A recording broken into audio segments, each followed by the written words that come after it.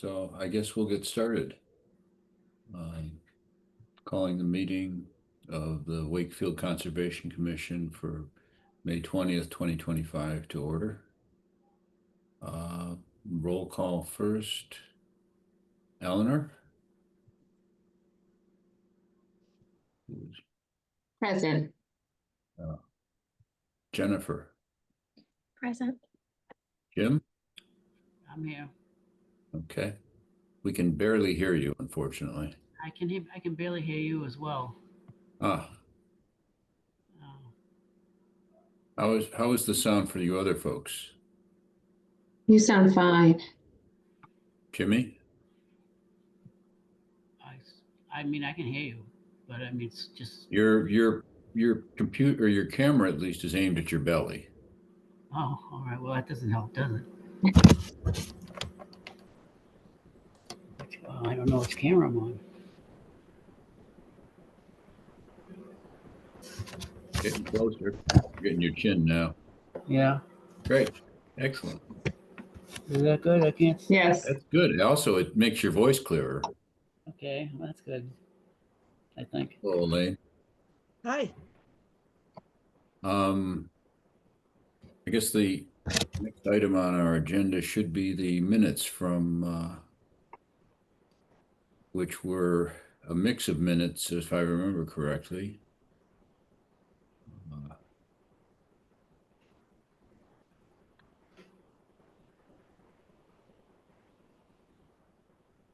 There was, I guess, we continued the April 15th minutes to tonight, as well as having the minutes for May 6th. I did not bring up my April 15th minutes. I know. I'm trying to pull them up to just confirm which minutes we're approving. One second.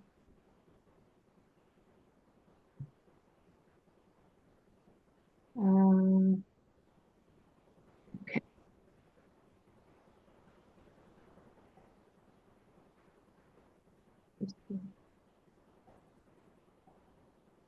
Give me 1 second. Oh.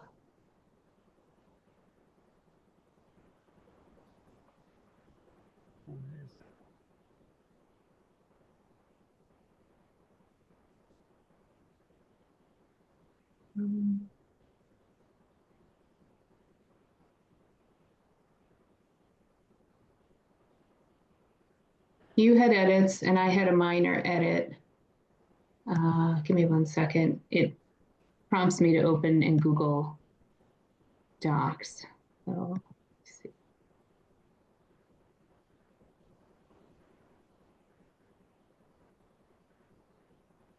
I just opened it. You did. Do you want to share your screen? Sure, I can do that.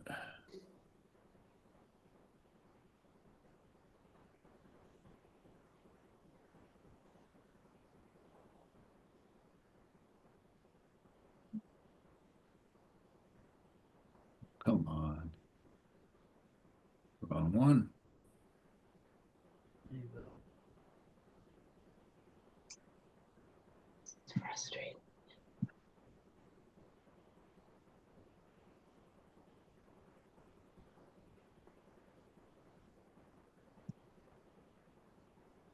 I'm going to go back, make sure that these are the most current ones. Yeah. Okay. So these are the minutes I have for April 15.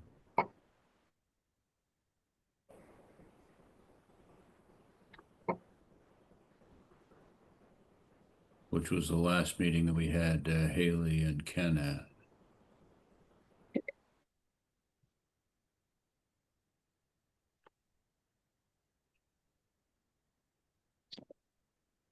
Did you have something in particular, Eleanor, that? Yeah, I made a minor edit. I'm just trying to see if I can view it and track changes. Going back. I guess it would be nice if we don't approve the minutes to just resend them out in the future. Eleanor, Yeah. I want to say something. How come we can't just take the AI minutes? And You- that's a complete reading of what we're doing here. Because Tom Mullen, A, said it's not allowed, but B, you can't tell who's speaking. Because it doesn't announce Jimmy Luciani is speaking, or it gets very disjointed. So sometimes the transcript will make it sound like one person said something, but it's someone else continuing a sentence or interrupting, and you can't quite tell. Well, I would think it would be more accurate than this, but maybe not. It'd be more Yeah. detailed, but I'm not sure it would be more accurate, Jimmy, just simply for the reason Eleanor just stated, I think. But Well, if the town council, town attorney doesn't believe we can do it, I'd say we're done with Yeah. the discussion. And it's really not that helpful, like, you know.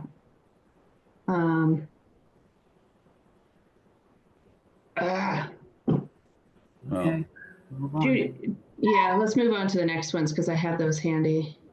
All right. I'll have to come back. Okay,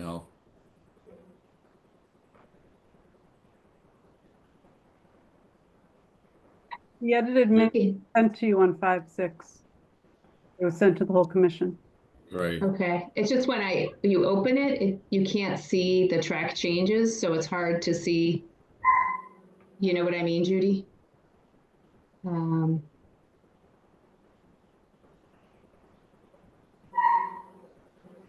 The April or I'm sorry, the May 6th minutes were a 10-page document.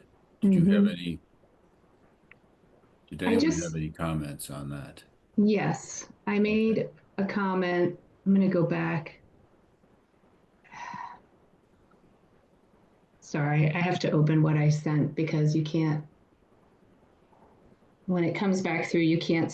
I'm not seeing the track changes. So let's see. Okay. So in the town of Wakefield, 60 Farm Street, I think it's about page 6 at the top. If you go down, and you're looking at V2 with my edits. Yeah, I'm looking at page 6 now. Oh, you're sharing the Am I 416. screen sharing? I am, Yeah. I think. Yeah. Are you getting the right thing? No, it looks like those were the 416 minutes. All right.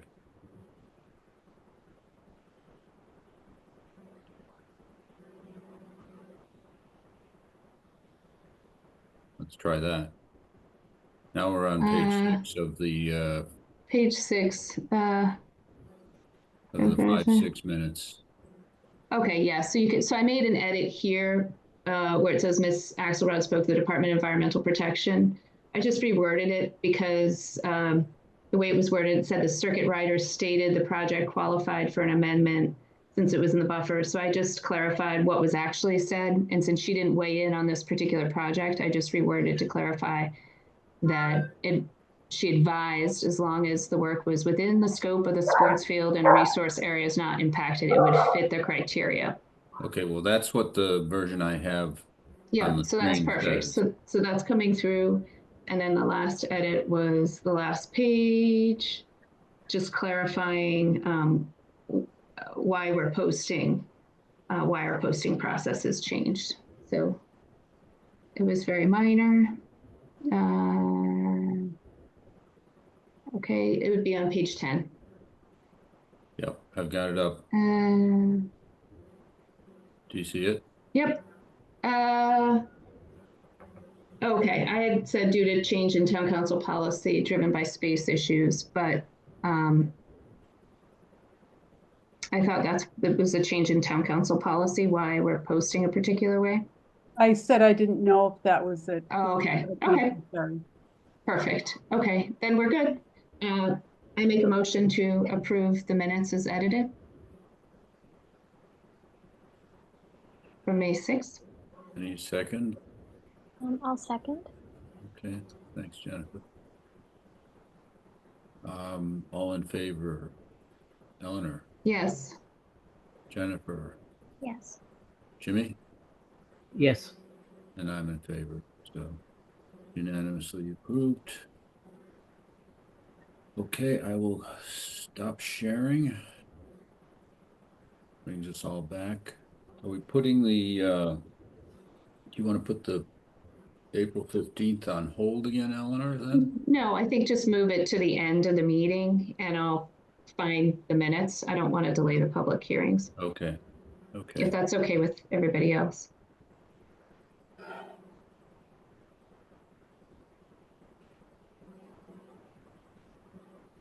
Should work for me. Okay.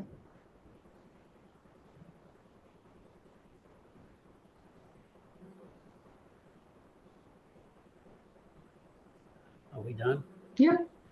I think that takes care of that one.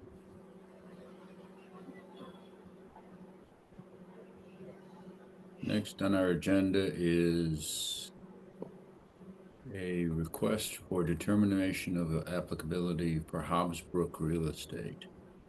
101 to 107 Edgewater Drive for replacement and relocation of signage throughout the, I think you're on the wrong agenda. I have the May 6th agenda. I'm sorry. Yep.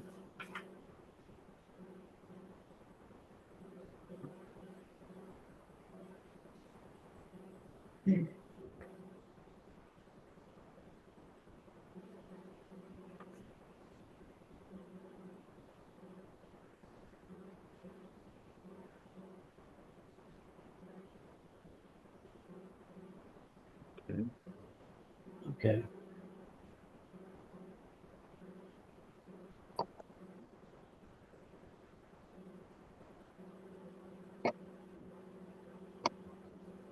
I now have the correct agenda.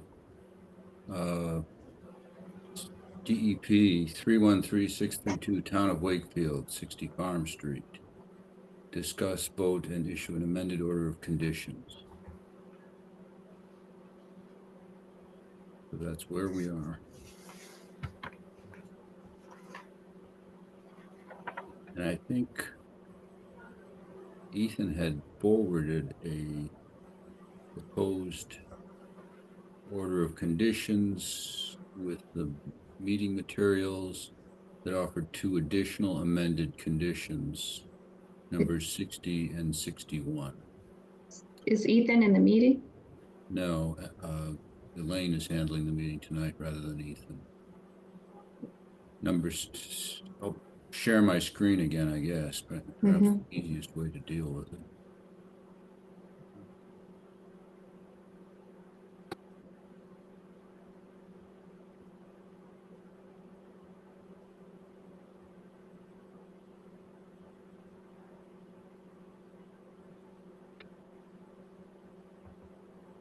Get to the draft conditions now.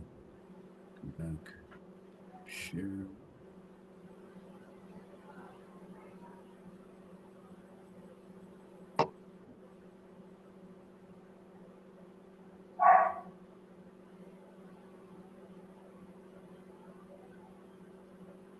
There we go. You see the two highlighted conditions now? Mm-hmm. All right.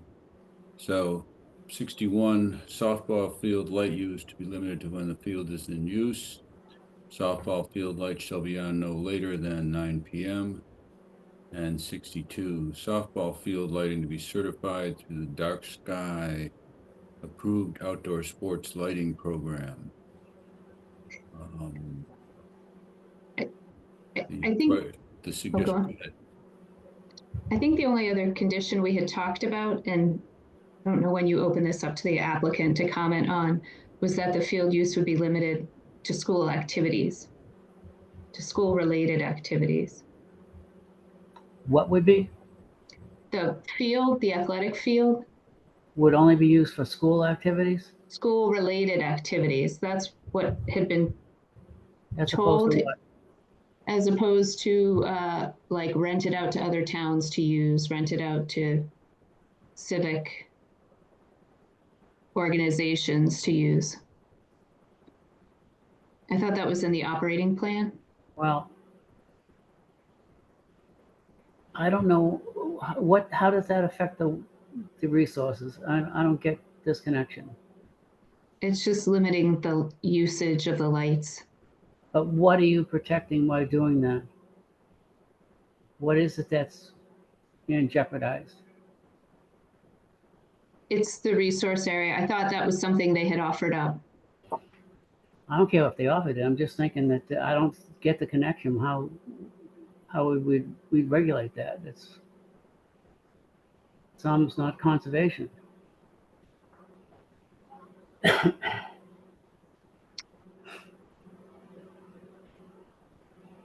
I don't agree with that at all. Okay, well, the circuit rider said that is how, I don't Yeah. care what it says. okay.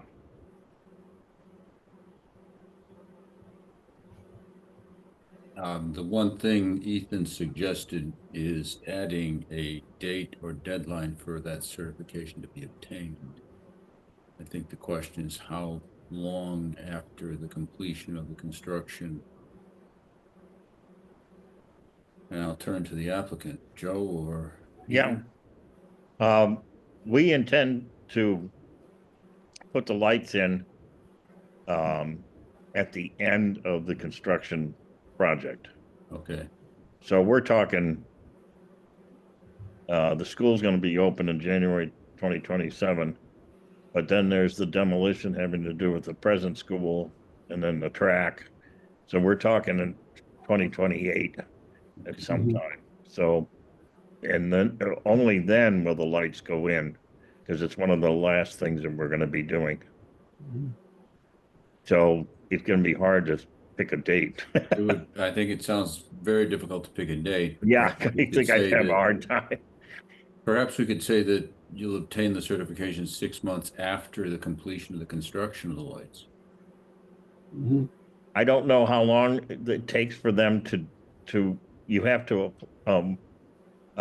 contact them, pay a fee, and then they come out. Mm-hmm. I wouldn't want to, you know what I mean? Okay. Um, what if they can only come 7 months? You know what Yeah, I hear your question. I'm just I trying to just think. don't know. Yeah, we have heard that they only have so many inspectors. Mm-hmm. So I would think maybe a year, but also I think we'll be filing the certificate of compliance for the whole project. So you could maybe use that to monitor this, maybe would be my suggestion, because we'll be filing that once, the drainage is installed and everything's stabilized and all that. And that's about when the lights would be installed as well. So the project's still going on in that time frame. What you're only going to ask for a certificate once it's completed, right? Correct. Yes. Okay, At the so end of the what- project, will file the certificate of compliance Okay, with so this commission. Yeah. why don't you just do what you're doing? Just keep going until you're ready to put it in and then get your certificate. Right. I just mean for the lights, because they'll be at the end of the project, as Joe said. So that would be about when we're filing the certificate of compliance. No, So- I understand that, but that's what makes it a perfect setup. It's you're doing all. It's just the last piece to be completed, right? Right. It's one of the last pieces. Yes. I don't. Right. I mean, we can wait until we have the lights approved to file their certificate of compliance, if that would be preferred. I was just suggesting have a year buffer from the time the certificate is filed. But if you would prefer it be all one complete package, we could do that. It would just potentially be a couple months after everything else is done. Mhm. Okay. We're amenable to whichever way you want to do it. Yeah, I can't. Either a year after the certificate, or we can wait for the whole thing to be completed, either one. At a minimum, I think we'd want to see the application having been submitted and completed before we'd issue a certificate. Jim, you sound like you'd like to see the Well, it just sounds to me like certification in hand. it just sounds to me like they're not complete until the lights are done. So why are you applying for the certificate if you're not ready for it? Just when you get to that time frame, close to the time frame, apply for the certificate. It's not a big deal. It goes very smoothly, and you're done. Whatever way you want to do it, I think it's almost, it doesn't really matter to me. I think either way it's going to get done.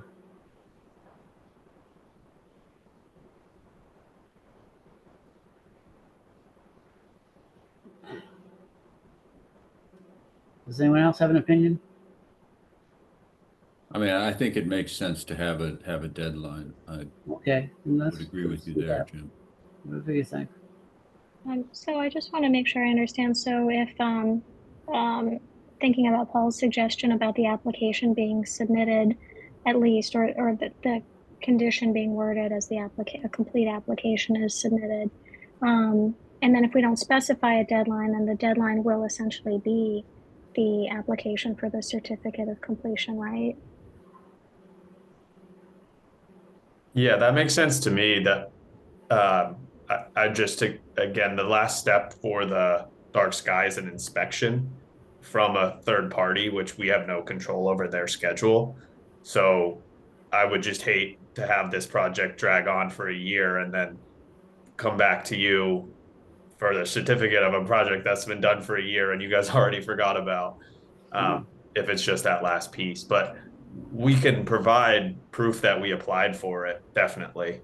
I just am, I guess, being cautious on the timing of the inspection because we've heard from other projects that it can be a slow process because they only have so many inspectors in the region.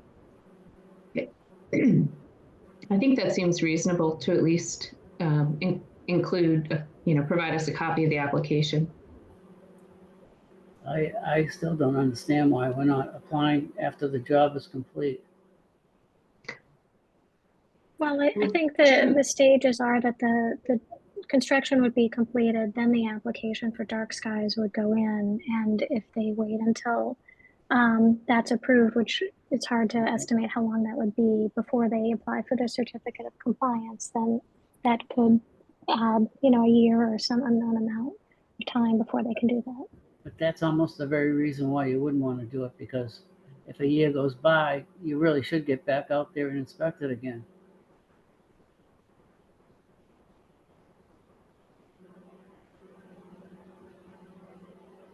It's an open file until you've completed the work.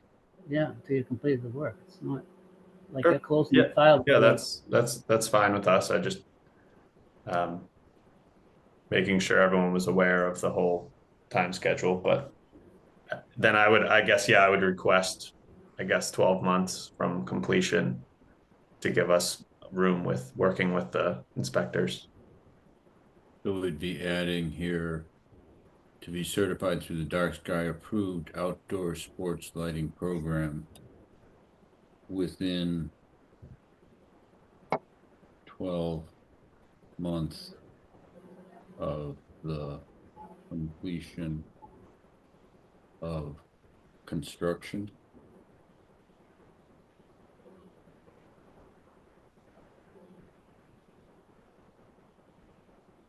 Yeah, that'll work because we have a timeline that we have to deal with MSBA too. So we can certify the completion of that project and then adding the 12 months from the end of that works. Okay. That's the best way to go. So this language would work for you guys. I think so. Yeah. Okay.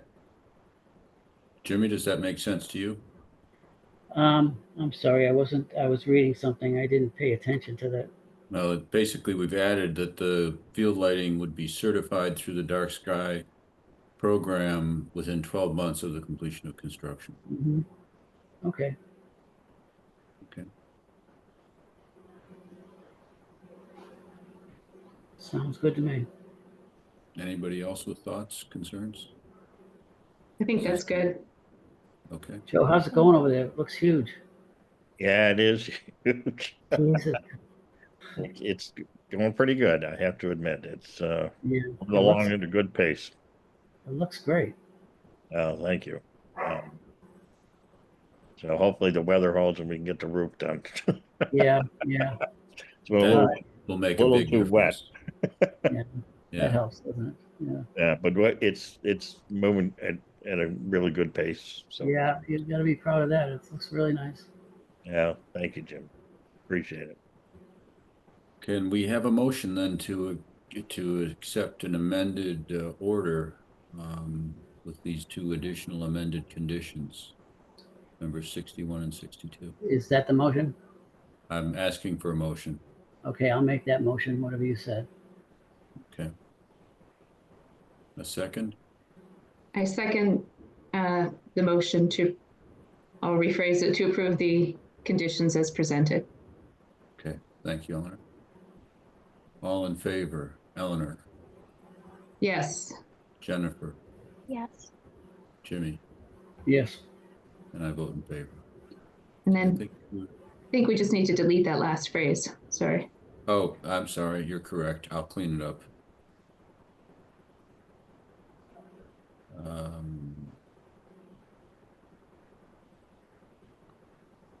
That will.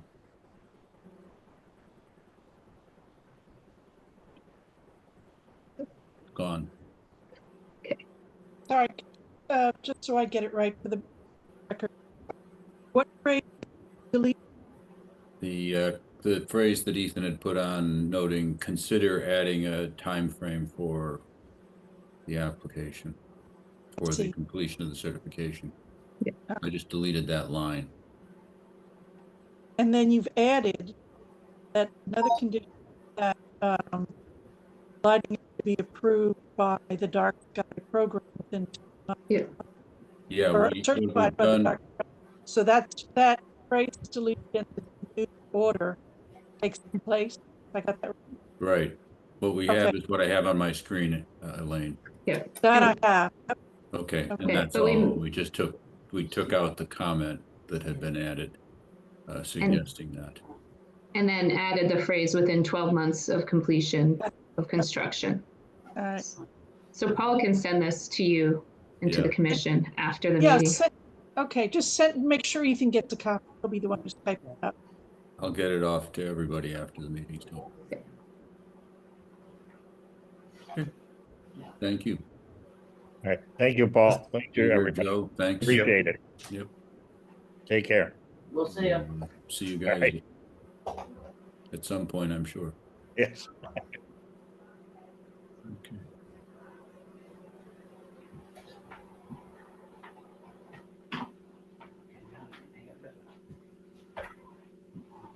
Next on the agenda is DEP 313651 L&L Development LLC, 154 to 158 Salem Street, notice of intent, continued public hearing for construction of a development, rather than rereading the whole thing, which we discussed. We did a site visit between the last meeting and this, and I think it was helpful for me to see the site. So I see Brian. Are you speaking for the applicant? I am, Mr. Chair. Okay. Yeah, thank you. Appreciate it. For the record, Attorney Brian McGrail on behalf of the applicant, owner of the properties that is subject of this filing. With me is Rich Williams from Sparagus and Williams, our site civil engineer. And yes, you are correct. About a week and a half ago, we trudged out in the rain. It was a great day for a Conservation Commission site visit, as we all know. Kind of a typical one, right? Yeah. We pray for those days. We didn't see Mr. Luciani there. We were looking for him, but I got there late. yeah. I'm sorry. Jim did show up. He was about an hour behind the rest of us, actually. Yeah. Some things never change. So, Mm. but in any event, thank you for coming out. I think it was, a good day to do it. And we really don't have anything to add tonight except to inform you, besides the site visit, we've had a very detailed meeting with the town engineer because, as you know, he issued a memo to your commission Right. on some questions, issues, concerns. So we met with the town engineering department and we worked our way through those, and those are going to result in a revised plan set and information that will be submitted to the engineering department and obviously your commission in an effort to answer, clarify those questions and address concerns that they had. Good. So we really I don't saw have that, anything. I read that list of the engineering department's comments and was thinking we'll need to get through those before we, Yeah, there's work to do on that, and we also as you know, there's our neighbors on Nablus Way have a peer review engineer, so we actually, and that was submitted to your commission. We went over those. We had a meeting with them and went through their issues, and then we relayed that to the town engineer. And our meeting with the town engineer also dealt with making sure that we're looking at their issues too. So we're so trying to you're, capture everything with a revised plan set and information that we'll be submitting as soon as we have it. okay, that's what I was wondering about, Brian, was I read both the town engineer's comments as well as the Nablus Way comments and was wondering how you would deal with them, but a Yeah, combined submittal makes a lot of sense. yeah, and we met with the engineers for Nablus Mhm. and then and they had submitted their memo to the town engineer. So our meeting with the town engineer, we went over the town engineer's issues, we went over the Nablus issues, and we discussed how we're going to address all of them. So Rich Williams has quite a bit of work to do. And we'll be submitting again revisions based on our discussions and agreements in that Should we regard. continue this to the next meeting then? Think we're gonna need more time. Okay. I don't think it would be beneficial. I think we'd be wasting everybody's time. There's some engineering work that Rich has to do, some revisions to the plan, some recalculations. And then they have to be reviewed by the town engineer. We want to get them to the folks at Nablus and their consultants. So there's no way that's going to occur within 2 weeks. So I would respectfully suggest that this be continued for 2 meetings out. And possibly we won't be ready then. And if we aren't, I can let Ethan know or Elaine know in advance, and we'll just send a continuance letter for the docket. Okay, that's fine. We'll continue then to the first meeting in June, which would be It'd be the second meeting. meeting. June 2nd. Yeah. Yeah. Okay. And with obviously the potential contingency that it goes out to the 16th. And Brian, did you get additional feedback from planning board? I know you guys were meeting with them. We've met with, I'm trying to think, I'm losing track. There's so many boards. So we have gotten additional feedback or meetings with the planning board. We actually met with the zoning board last week. And they're at the point now, they're looking at this. They rely usually on the town engineer for the drainage aspect of it. So they need to wait for his report, but in the interim, they meet next Wednesday, the planning board, and they're gonna review the architecture and landscape plan at that meeting. Planning board is not meeting on this again. They're not meeting on it at their next meeting next week. They were pushed off a meeting because we didn't have a lot more information to go through with them. A lot of this, as you know, at this point is going to hinge on the drainage aspect of it, as all three boards and/or commissions have referenced. So it's kind of in that phase. The zoning board having jurisdiction over the attached dwelling complex, they have really jurisdiction on design review, buildings, architecture. So they're going to start focusing on that at their next meeting. Yeah, it was clear that drainage was going to be the critical, that a lot of comments were focused right there. Yep. And then are you guys planning to do any pit tests or like drilling tests to just check the groundwater levels or the soil types? Yeah, we already have. Okay. But the town engineer did not witness them. Okay. So he wants us to redo some of them so they can be on site to confirm what we have reported for soil conditions. Okay. So we're actually, that's one of the things. If you see a machine out there or anybody sees machines, there's gonna be a machine doing some test holes. Because the town engineer said to Rich, we trust you, but we need to verify. So we wanna we want some of those holes redug so we can confirm that the soils that you've represented are accurate in our mind as well. Okay. How many did you do, Brian, for the Oh, first Rich one? can answer that. Rich, how many test holes were done? It's probably gonna be somewhere in the 8 to 10. 8 to 10, and are these gonna be those 5 foot by 10 foot ones, big holes, or? Um, some of them will be, they'll probably be 3 feet. The deepest that we went out there in the prior testing was 10 feet. Mhm. But that was up on the higher part. Um, the lower area, the groundwater is closer to the surface, so Yeah, yeah, they won't be too deep. And then the ones that are out back are holes that we did by hand. So um, those are easy. okay.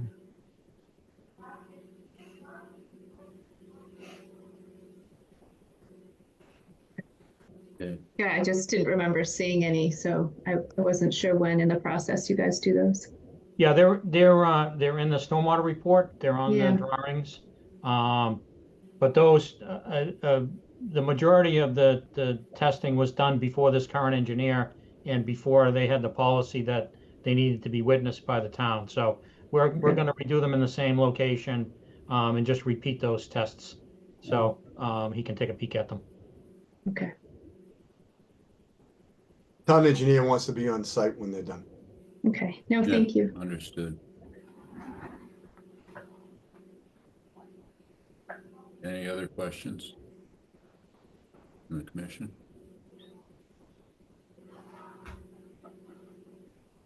Questions from public members, no participants here? Scott? Yeah, Mr. Chairman, thank you. Scott Hanley, 5 Toby Lane. You just mentioned a second meeting in June. I just didn't hear a date for that. Our June meeting, we have to look at my calendar again. 17th. Yeah. June is either the 10th or the 17th, or the 3rd rather, or the 17th. So, We're requesting the 17th. okay, we'll plan for the 17th then. Thank you. Continuation till then. And Scott, you can check the agenda to see if it's continued. It'll say on the agenda, hearing continued.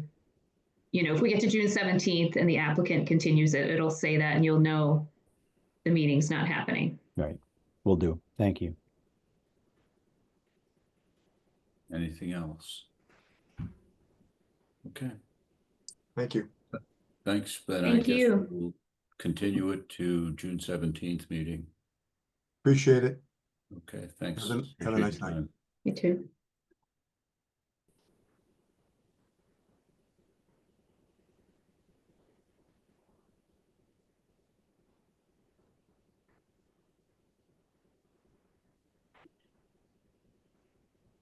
Okay, that completes all of the project specific. We have next item is the open space and recreation plan review of edits.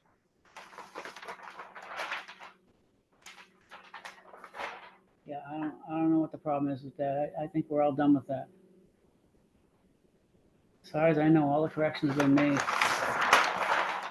I was under that same impression, Jim. I guess Yeah. I'll ask Eleanor and Jennifer if they had any further comments on the OSRP.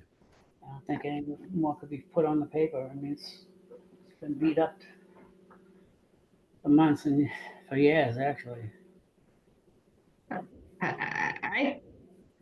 I'm a little concerned. I don't think we've reviewed it as a group. I think I was hoping Ethan would be here to go through it. I know a new version was posted and it's significant. I'm a little unclear why it's so much longer and what exactly changed. It's Okay. It's not any longer than it was. The only changes were the edits that were from town council. Bob Vincent was reviewing them. Right. Do you want to go through the edits that were made? I think we'd ask that they be in track changes. I know I put the edits on the plan that Ethan sent to you.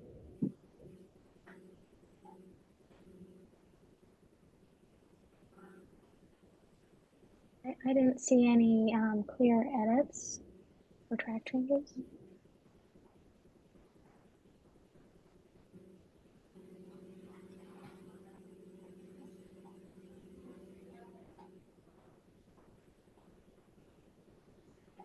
When did those go out? They should have been in the document that was in the Dropbox. I could see them when I viewed it. You can see them as track changes. They came up as edits on the side. Okay.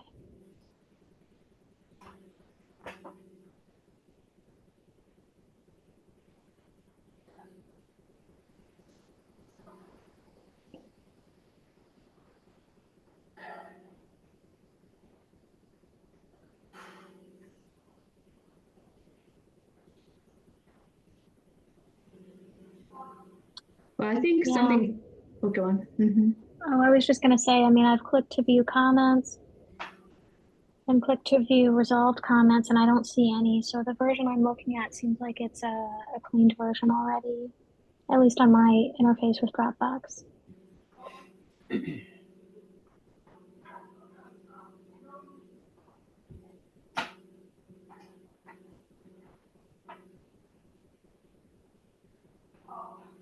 Was this in the same Dropbox package that Ethan sent out? Yeah. Yeah.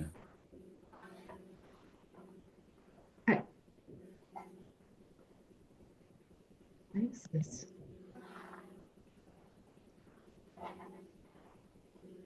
Hang on 1 second. I think it's helpful to actually open the grid because I think one concern is it complete and is it accurate, right?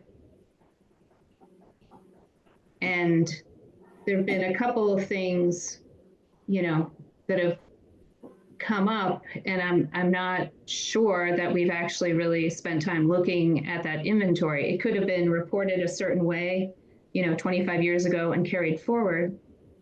But for example, I'd love to understand if the Wakefield Housing Authority land is reflected in the open space plan, because that, you know, those forest parcels are where the kids were building the BMX track, you know, illegally. But that was on the Housing Authority property. If you pull up the assessor's map, they were on the Housing Authority land in the back. Correct, but is that part of the open space inventory? I don't know if off the top of my head if that's on there. It doesn't appear to be. Yeah, but is it private property? It's Wakefield. It's town of Wakefield property. It's Wakefield Housing Authority. It may be their property, but are you telling me that they're the ones putting the track in? No. Who is? No, it was kids. Kids basically put Kids in the did on the track. town property is what you're saying, is that right? Yes, yes. Okay, so. And it was a challenge, right? Because, you know, from an open space perspective, you know, conservation is supposed to have some kind of oversight, you know, be able to at least help escalate a situation. And that was sort of awkward. You know, after a month, Ethan did raise it to the housing authority and showed the maps to say, hey, you've got to deal with this. But he was getting complaints from the town resident saying, hey, these kids are going to hurt themselves. They're chopping up a trail on, you know, town forest or whatever. And it's a little bit unclear sort of whose jurisdiction it was, but that was just an example of acres of town property that is not reflected in the open space plan that I can tell. Well, if you want changes to the inventory or anything like that, you can, I mean,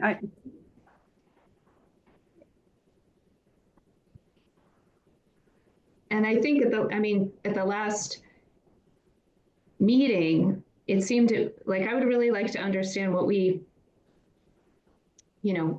are getting from the consultant, like what was in the statement of work, because at the last meeting that the subcommittee had, she seemed to indicate there was more work to do on the action items. Like the last meeting seemed to be sort of an unveiling, and then it was like, okay, we'll work on them, and then we need to survey the public on the action plan.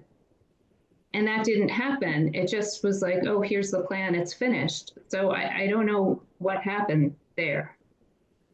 It seemed like, it just was submitted to the state without that step. I don't know what that process was, but I know it went to the commission after that.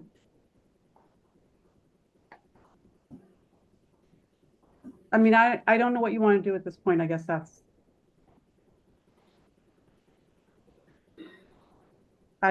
the commission want to move forward? Or, I mean, if there are changes, then. Eleanor, are you suggesting that the OSRP inventory from April 7th is still not complete? I think it's incomplete, and I think some things could be inaccurate.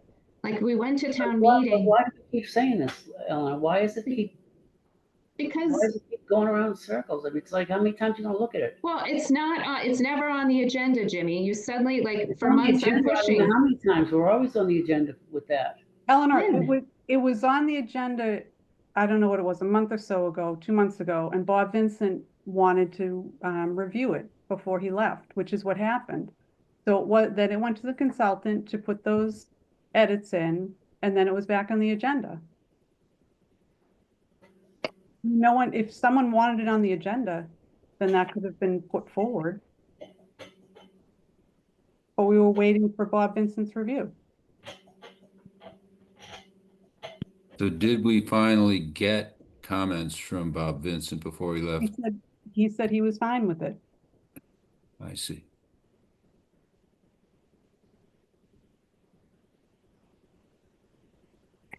As far as that track goes, if it's private property, it's private property. You can't start dictating what they're going to do with their property. It would be up to the property owners to make sure nothing's getting done that someone's going to get hurt on. They're doing the right thing. I don't see what you're trying to do. It could be open space, but it's open space that's private. No, I think that's not the case, Jimmy. The property Eleanor's talking about is property of the housing authority. The Wakefield Housing Authority. Yeah, I understand that, but it's not controlled by.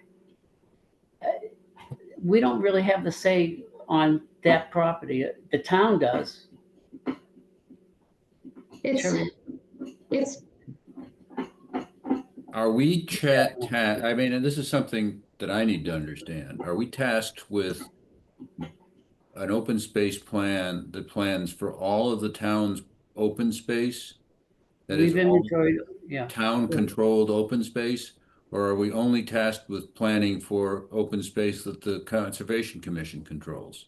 Well, we can only control what the town. We only control, but that doesn't necessarily mean we can't issue. I mean, we issue plans that cover broader than just the Conservation Commission's properties, don't we? Okay, there's nothing that tells someone that they can't do something with their property, though. If it's town property, the town can do what they want as long as it's not in a wetland. It's not like it's a wetland. There's not that kind of jurisdiction.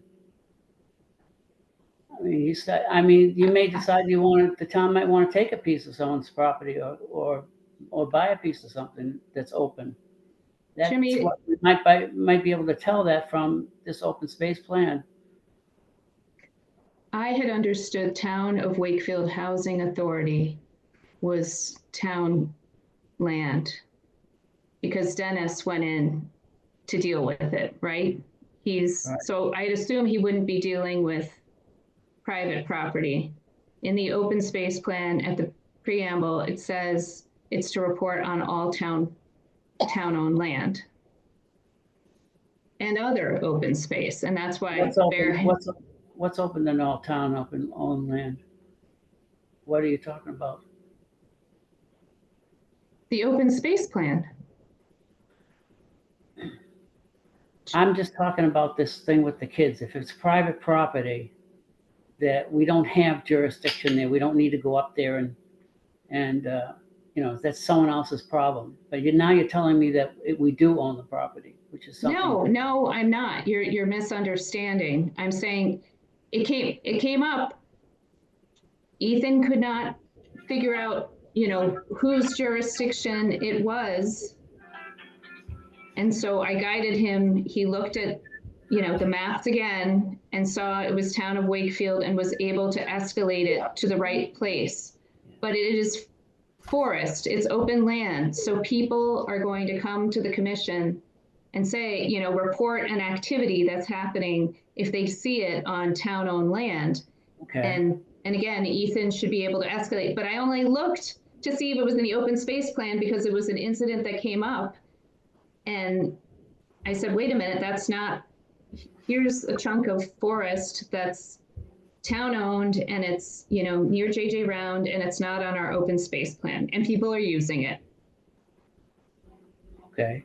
That's all I'm saying. So it's not in our inventory.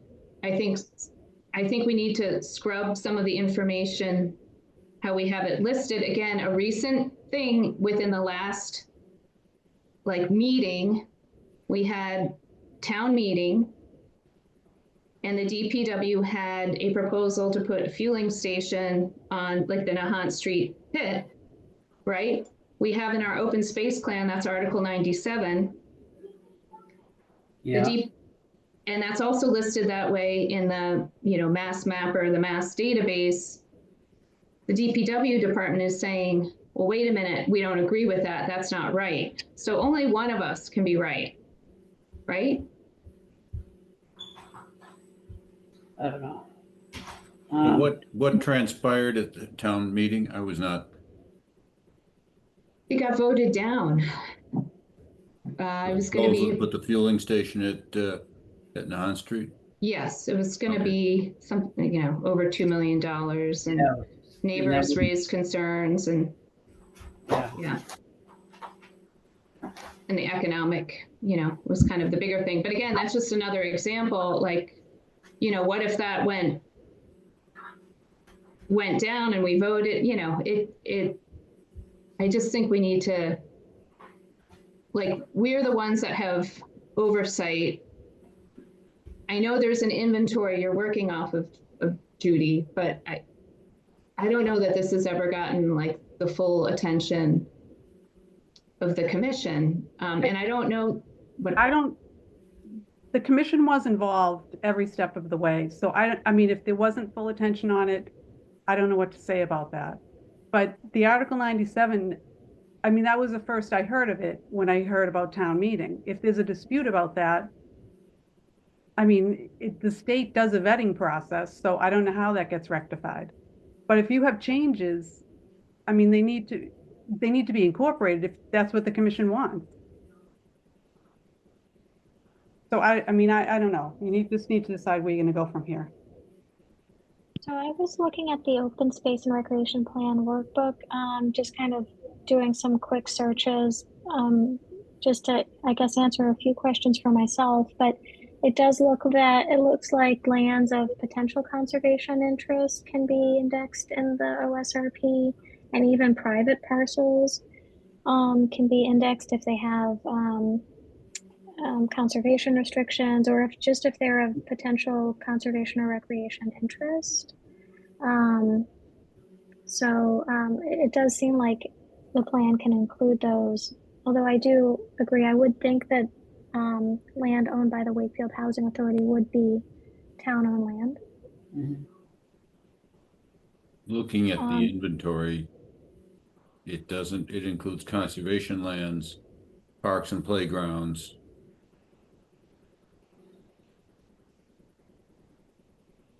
water protection lands, other lands, and schools. And then a few specifically town lands. And then just recently, you know, again, looking at this project for the 154, 158 Street, Salem Street project, to the south, I think, let me open this up, is a parcel. Again, I didn't recognize that was town of Wakefield. And it says it belongs to the school. And I wasn't sure I could find that. And again, these are just 3 things that have happened in the last 2 weeks that I'm bringing up. I didn't identify them months ago, but to me, that's concerning if there are 3 things that come up recently. Let me pull up Mass Mapper. So I do see that the OSRP does include some privately owned properties. Yeah, the tabs are separately arranged. Mhm. So you have state and other publicly owned, which is essentially 3 pieces: Breakheart, Camp Curtis Guild, and the Voc. Mm-hmm. And then some privately owned parcels focused around cemeteries, Bear Hill, Mm-hmm. and New England Power Company, and then the Quantapawhat Yacht Club, and one other private landowner. Mm-hmm. So Hang on a second, I'm going to pull up. It was kind of a big property off Salem Street that was owned by the school, Wakefield Schools. On what street? It was just off Salem. Let me see. It was south. It was just to the south of the project. In the narrative, it says, They you know, want to put the school the there, right? parcel abutted, you know, a large space of vacant town land. I think it looks like it's just wetland. Yeah, they want to put a school there, They did. Okay. but So- that was shit can. Oh, okay. So it's 0 New Salem Street. Yeah. And it says on Mass Mapper that it belongs to town of Wakefield, 60 Farm Street. Okay, so that's a school. Yeah. It's wetland. I couldn't tell if it was on the open space plan. And it might be, but it's hard to tell.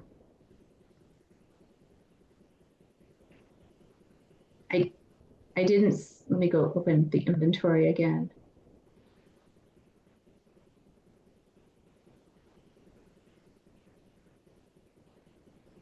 what is it called? Does it have a descriptor? I'll show you. You want to share your screen? Yeah, sorry, I keep trying, let me just shrink it so I can,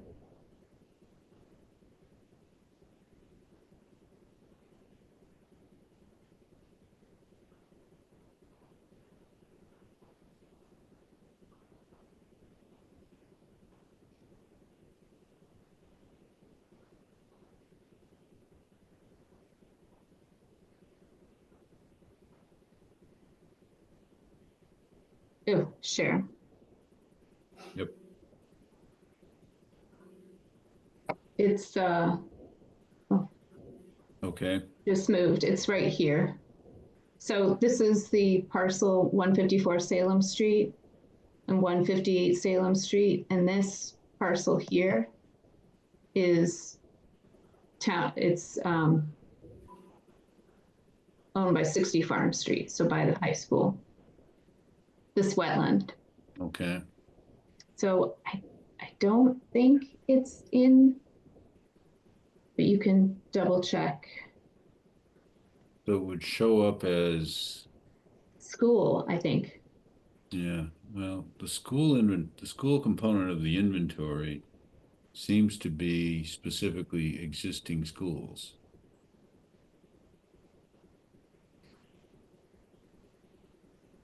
And don't believe it has other than that.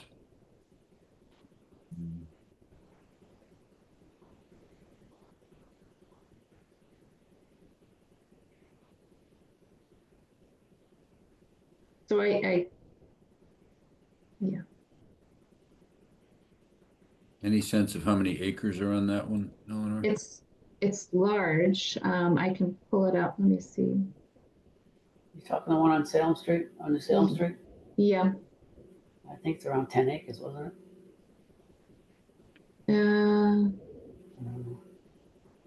For sure. Does it say it? Let me just, you know what? I should say it in the just details.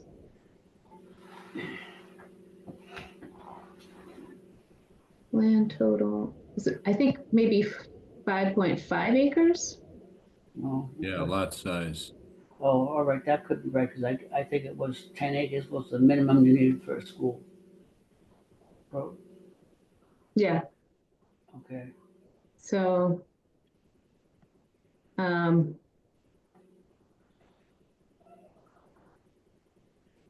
point is, though, how many times are you going to check this thing? I mean, at some point, and there is plenty of work done here that I know Julie was saying to abandon it, but I don't think makes any sense at all. It's not a bad report. I mean, if you've got an issue, why just take the thing and fix that one issue? But why do you have to keep going through this? I don't like to, but so I far mean, it's just been me making comments. I don't think we've meaningfully like looked at it, say, let's look at chapter 1, 2, 3 or whatever, or make sure we're comfortable. I mean, I think plenty of people I mean, ask some of the people on the board if they're comfortable, or ask. the I mean, final, what do you want to do? Randomly check at some couple of spots in the plan and see if they're accurate with what was. I mean, I don't know how you check it. I can't well, imagine too much I wrong. I gave edits to Ethan, it's nice to see and track changes if they're incorporated. I didn't hear that. What? I think what Eleanor would like to see is a track change version of this document between what was last up and what I mean, seemed, this is why. to understand if the suggestions that she made were incorporated. Those suggestions. Well, she can do that herself. I would find that helpful also to see the track changes and also this is being, I think, edited right in response to feedback from the town council. So I think having the list of those required or requested changes, I think would be helpful, before voting to approve it, if that's what we're being asked to do. I think it's reasonable that we could postpone it until, Elaine, you're here this month. Does that mean Ethan will be with us next month, the next meeting? Yes, Ethan just needed a night off oh, I know where he is. He's at his sister's graduation. Okay. That's why I couldn't make it. So he'll be back at the next meeting. Okay. Why don't we just plan to pick this up then and ask him between now and then to send us a track change version I'll pass that along to Ethan. of the plan document. I think that's what we want to see. I'm not sure, did the inventory of properties change? They added some things, but I couldn't tell that Arundel Ave was added. That was like a Maple Way extension, but the inventory still shows 8 acres, so that's just Maple Way. The last version of the OSRP was 323 pages. This one is 421 pages. I just got these edits on Thursday night. I had graduation, like we have lives too, so it's kind of a lot to go through detail by detail. 400-page stormwater report, another 400-page OSRP on one weekend. Yeah.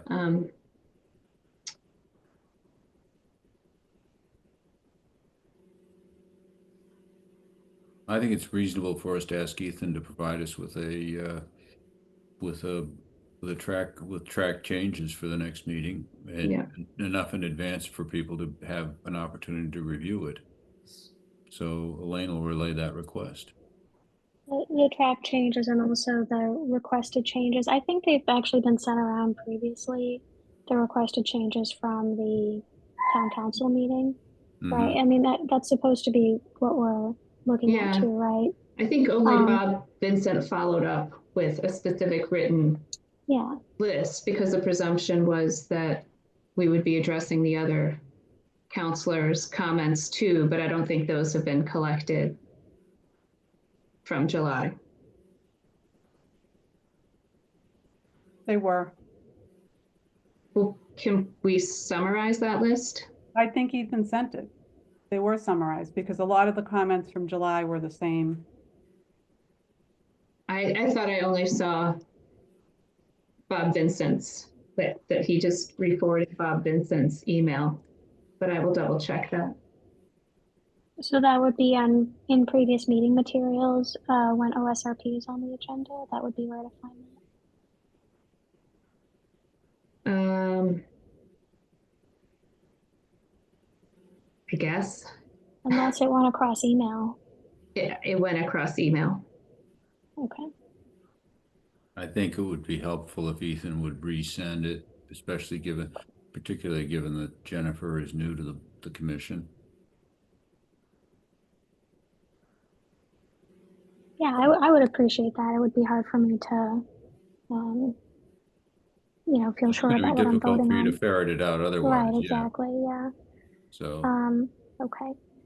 When it comes to adding properties to the inventory, what would be the process for that? Is it, is it as straightforward as finding properties that are town-owned, for example, on Mascus or, and just adding them? Or is there some additional review that has to be conducted? I honestly, Judy, can you comment on that?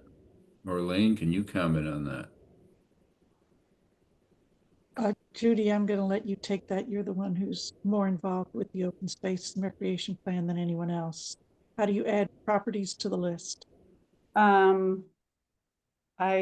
don't know because I don't know what's left in the budget for the consultant. So if it's adding map changes, I mean, it's up to the commission. I mean, we could make a decision to add it to the list in the spreadsheet at one of our meetings, and that would be sufficient. Whether it gets reflected in the map this time or waits for the next edition of the plan would be a separate question, depending on whether we have any money left to pay the consultant to make those edits. Can you send across how much money we have left with the consultant? I can, it's probably around $500. Okay. Can changes be made without going to a consultant? By going to the consultant, is that what you said, Editing Elaine? Without maybe. going to a consultant. Without going to, Yeah, but not the map changes. we can't change the map since the consultant controls the maps for us. But we could change the spreadsheet. Mm-hmm. I mean, the inventory document, that open space and recreation resource inventory that was circulated with the draft of the document. We can add a line. The state also added the ability to have a 10-year plan rather than a 7-year plan. Mm-hmm. So then that allows you to do updates that you can just do with a letter explaining the updates. So it's not a whole update to the plan. So you have that as well for making During the changes. 10-year period, Judy? Yes, you'd have 10 years instead of 7. You have 10 years and you can update by sending a letter to To DEP? the Division of Conservation Services. Okay. So we could make these changes if we came up with additional properties that we wanted to include by doing that. Mm-hmm. Okay. And I think on the action plan, again, I just don't understand. The commission has expressed numerous times you know, that town forest should be protected, that should be reflected in the open space plan as an action item. It was, you know, 20 years ago. That hasn't changed. It should be reflected. I mean, when you went to town council in July, that was, you said that was our #1 priority, but I don't see that reflected as a specific action item. Right. So that's, But the commission voted in November to request that the town council transfer town forest to the care and custody of the commission. So I think it was felt it was going to be taken care of. That was in September, November, November of 24. yes. And I'm just curious because I've been asked to get involved in this a little bit. So the Conservation Commission requested the change to have it transferred or declared Article 97 land, but town council never acted on that. Is that right?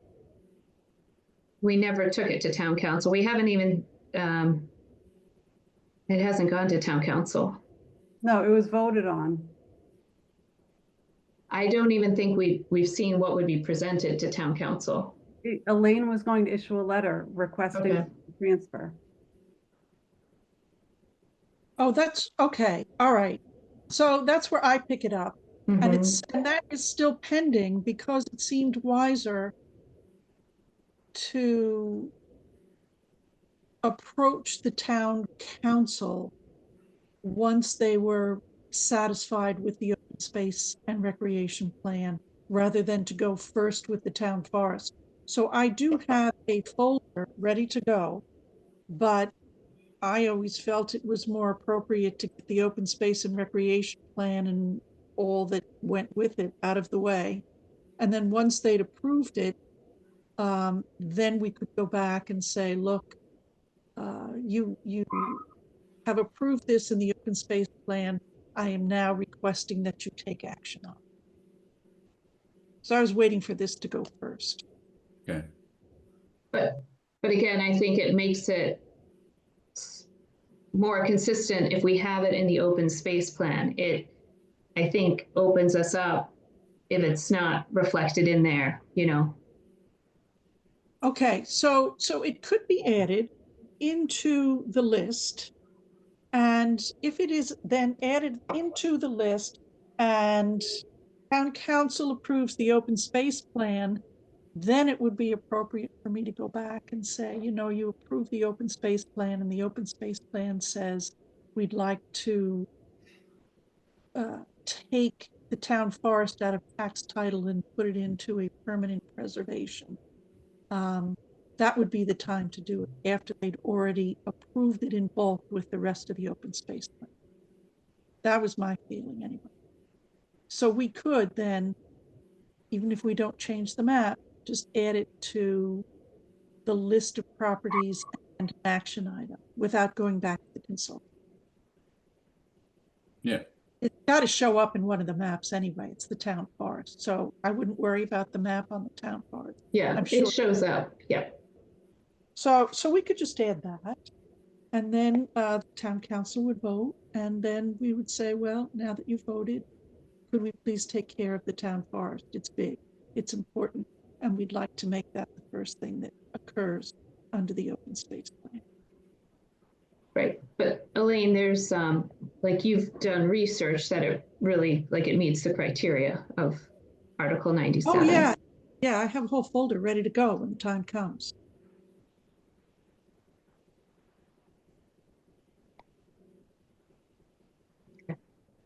In terms of these additional properties that we're talking about, since it sounds like we're planning at this point to have this on the agenda in 2 weeks, does that mean that we should be trying to identify these, you know, additional parcels and have them ready for the meeting 2 weeks from now?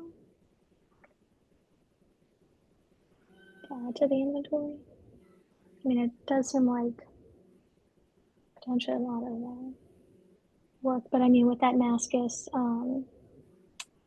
you know, view, maybe not.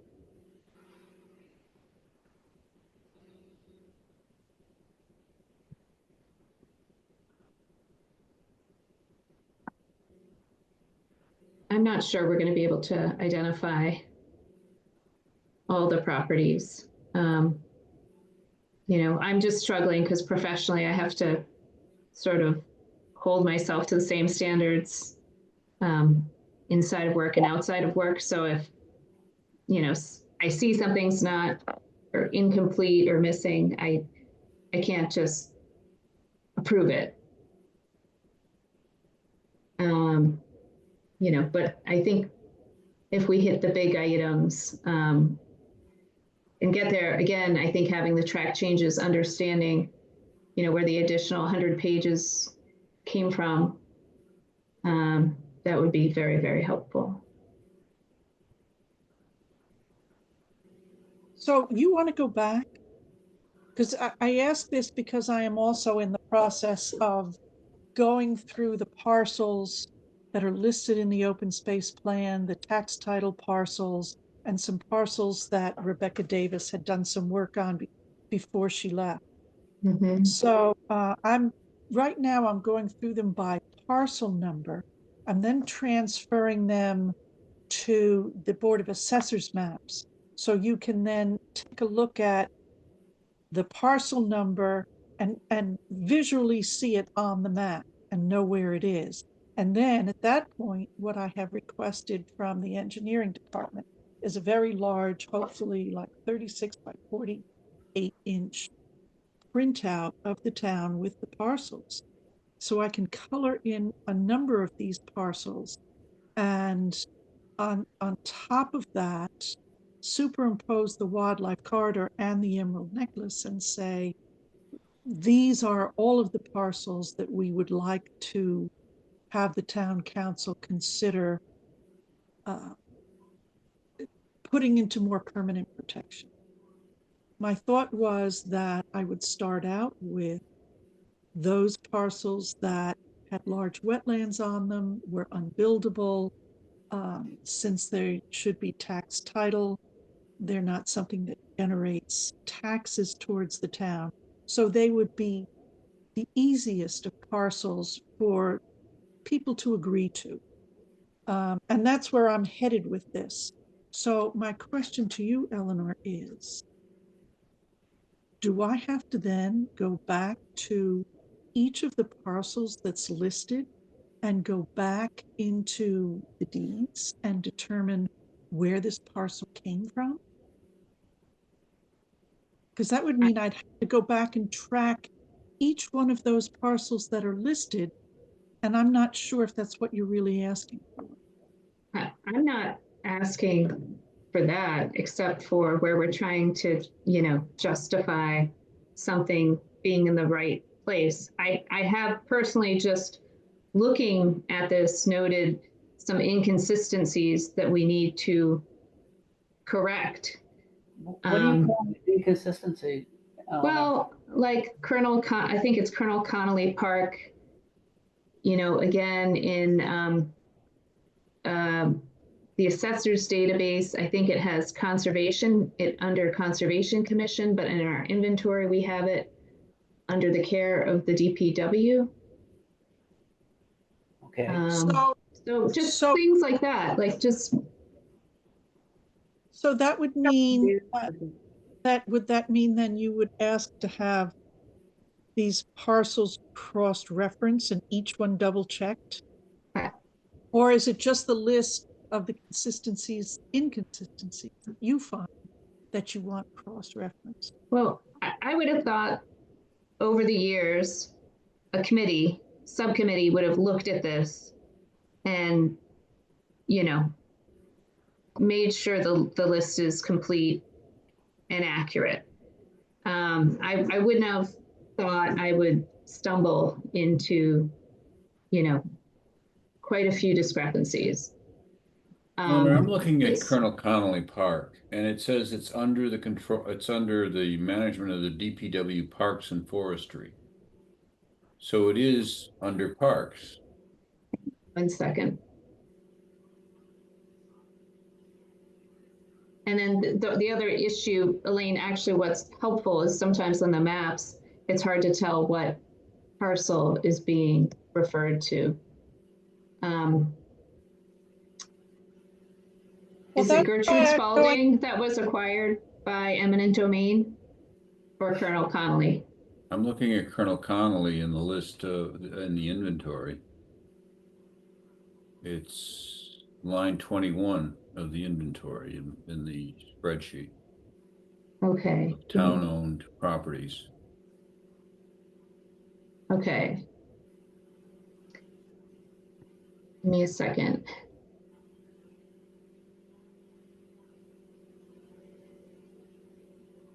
I have Colonel Connolly. I have the order of taking to acquire by eminent domain for conservation purposes.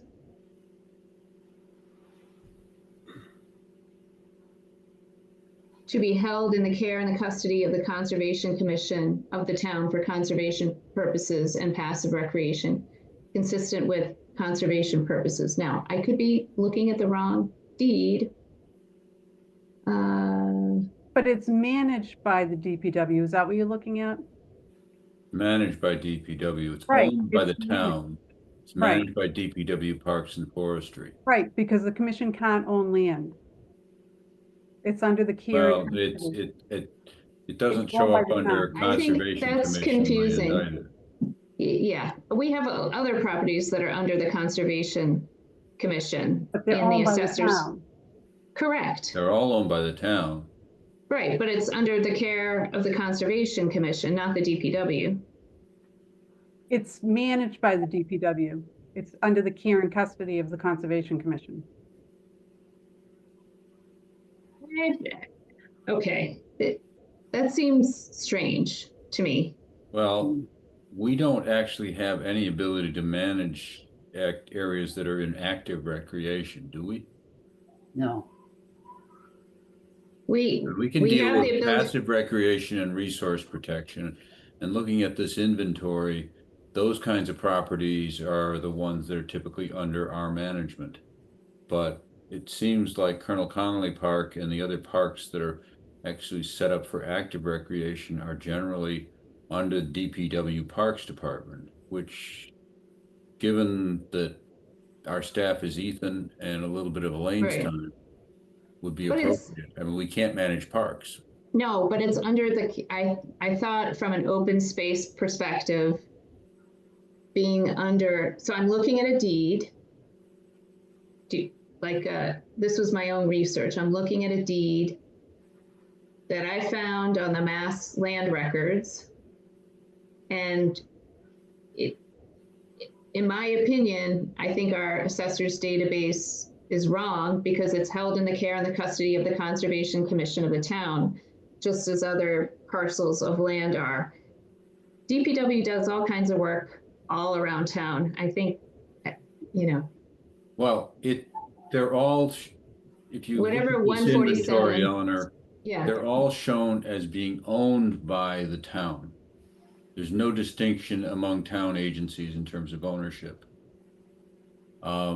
It's listed as a parks and playground, which is the type of open space and recreation, which makes sense. mhm. It is owned by the town and it is managed by DPW Parks and Forestry. I don't have an issue with any of those descriptors.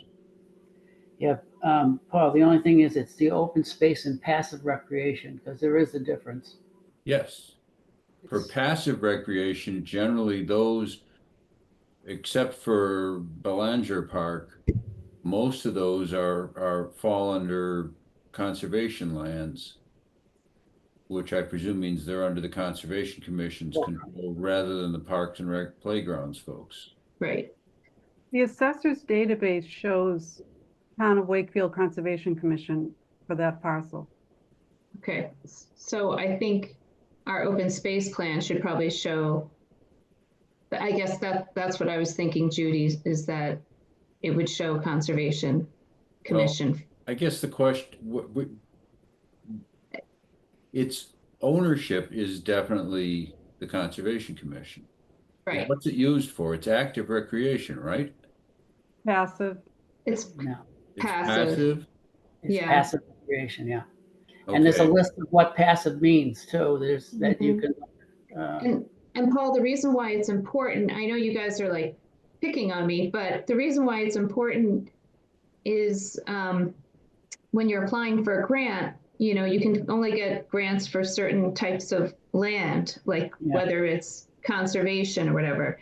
And so again, or the town, and again, my knowledge is super limited. This is where, Elaine, it would be helpful if you can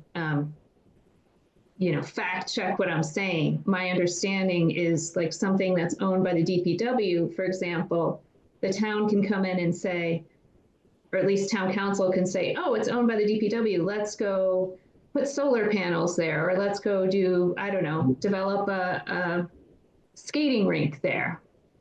And then they can go down a whole path of doing a feasibility study and everything. And then all of a sudden we find out, oh, our open space plan had it incorrect. We actually, can't do that. And because we got money from the state, we can't do that. So that's, Elaine, can you check me? Is that correct? Yeah, I think it's important on how the land is held. If it's held by the Conservation Commission, its transferability is fixed. It's preserved in perpetuity. If it's held by the town for town-owned purposes, its transferability is very easy. You can't take conservation land and put solar panels on it, but you could take something that's owned by the town and set aside for town-owned land. The town owns tons of land, all these tax foreclosure land. If you're looking for a place to set up a solar array, then that's an easy place to site it, and you wouldn't want to confuse the two.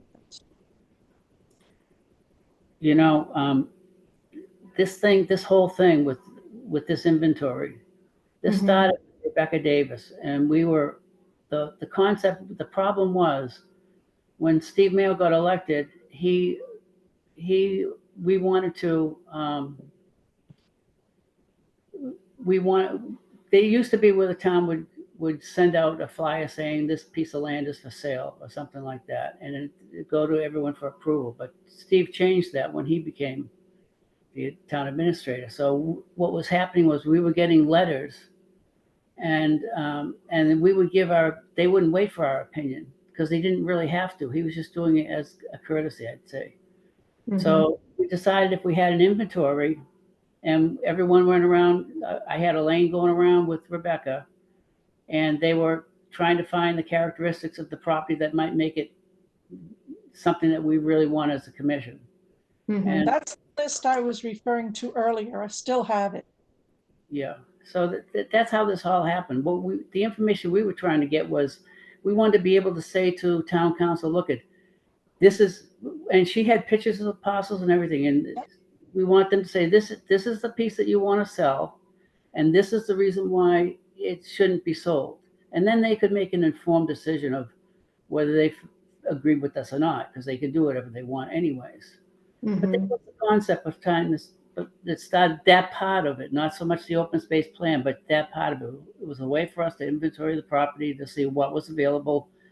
And if there's something that, we might be looking around and decide there's a piece they want to buy. I don't know. They possibly Mhm. could. But that's what we intended to do. That was what all we were trying to do, was inventory the properties for our uses. And we did get away from that part of it because I don't see it anywhere in here. We did make a sheet. Remember, Elaine, we made that sheet for you to fill out? I don't know what I was happened to that. I was looking at Rebecca's report last week. We still have it, and we still have all of the Yeah. information. It's all in the computer. Yeah. So Rebecca spent a ton of That's one time. of the lists that's one of the lists I'm cross-referencing. Yeah. And That's that's just great. a little background. That's a little background on why it was done and what we were thinking. Helpful to understand, Jim. Yeah. But so for something like Colonel Connolly Park, does that, we have it under manager DPW forests. Again, held by manager, it's confusing, Elaine. I don't know. And maybe we have to, Well, I guess it depends on how you were looking at it. I mean, you're looking at that list as who has legal control over it or who has practical control over it. And it looks like you're looking at two different standards in the open space and recreation. yeah. And it was unclear to me whether they're directing a particular standard or if we're kind of mixing things. Because again, it does have a financial impact if you're potentially going for a grant or looking to do other uses. So what that would mean then, Eleanor, would be, or are you asking?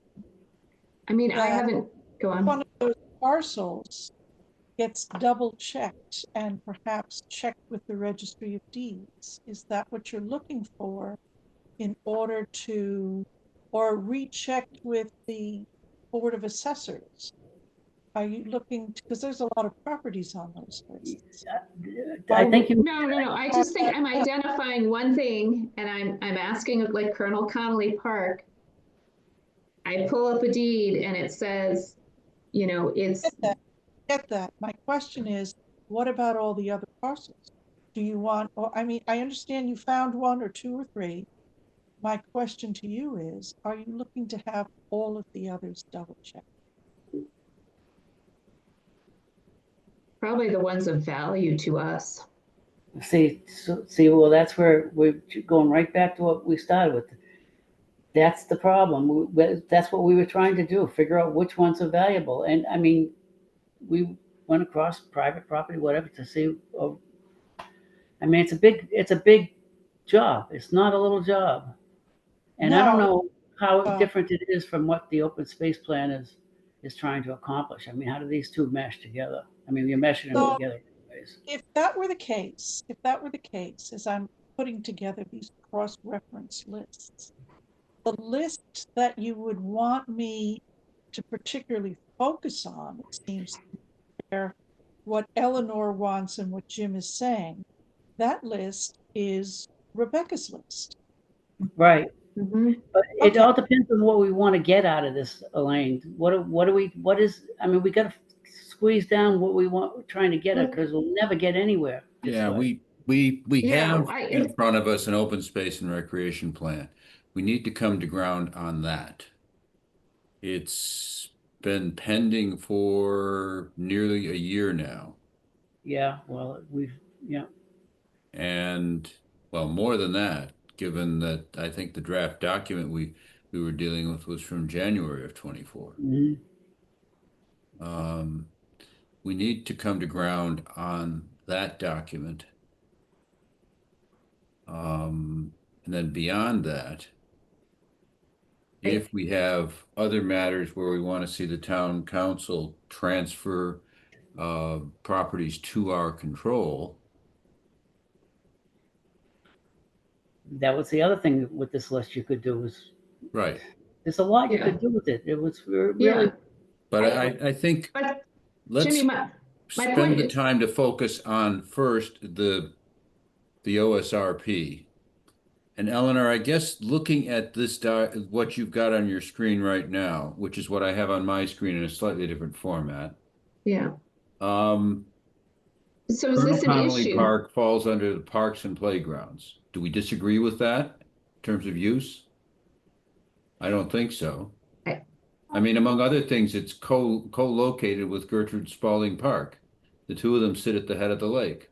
Right. I'm not sure anyone could tell us what the boundary is between them. But both are supposed to be passive recreation. Yeah. And so I would say this is incorrect here. Well, then we'd want to correct the active recreation to passive recreation for those two.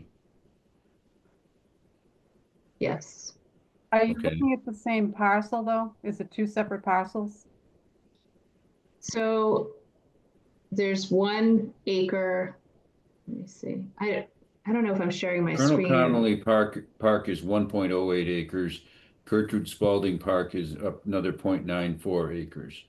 So both of them are about an acre. Gertrude Spalding Park is the one that's under the Conservation Commission. Yeah. So which one is In front of 147? what, Judy? Gertrude Spalding Park is under the Conservation Commission. Which one Yeah. is 147 Because Lowell that's Street? not what this document says. It says DPW Parks and Forestry for both of them, at least But under they- manager. Now, I don't know Right, whether, because they are the manager, because they take care of the property. okay. Could- So could some of in this be- ownership, I mean, we shouldn't be quibbling about ownership. Ownership is the town. Beyond that, we don't Yeah. need to, that's all we're saying in this document. We're not being specific about what part of the town, what agency of the town, and I don't think we should be. Could some of this be resolved by having an additional column that is like one column refers to the legal oversight responsibility and the other the practical management? But that's what manager is the DPW. So the owner is the town. Right, but some of these, like the deed says that it's under the care and Custody. custody of the Conservation Commission. To be held in the care and custody of the Conservation Commission of the town for conservation purposes and passive recreation consistent with such conservation purposes. Yeah.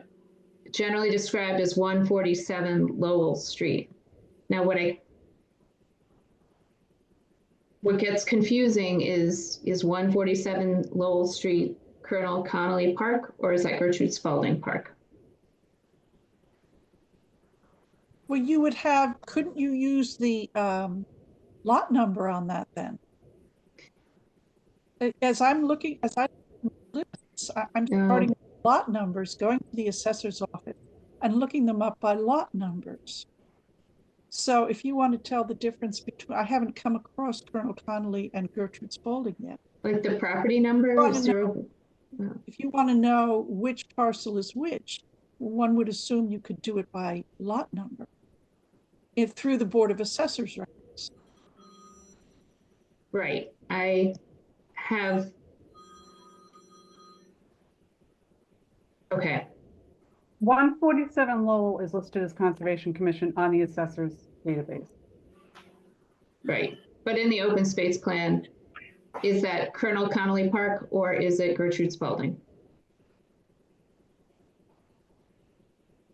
It's Gertrude Spalding. Okay. 0.94 acres. Okay.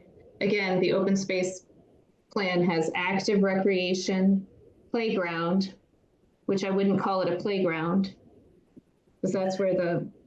Well, like I said, there's a definition for Right, but there's a passive recreation. there is a child's playground right there. Yeah, I'm just saying that just so you realize that you want to get something that meets that qualification in the category, whatever it belongs in. There is a playground in Gertrude Spalding Park. It's just plants and stairs. There's a child's playground there. But that's Colonel Connolly Park. Right, that's what you were just talking about. I just said Gertrude Spalding is also. So I'm trying to figure out what 147 Lowell Street is, if it's Gertrude Spalding or Colonel Connolly. I thought it was Colonel Connolly.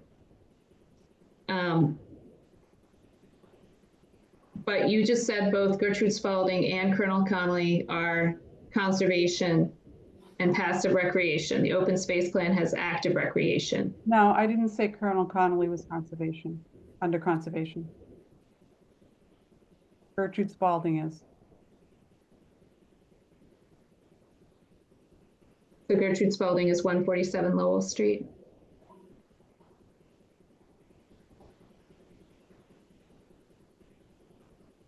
Okay, you'll have to. Well, yeah, I presume there must be a boundary between the two of them because they seem to share the same parcel. Okay, it's also Article 97, right? Any So- park, Article 97.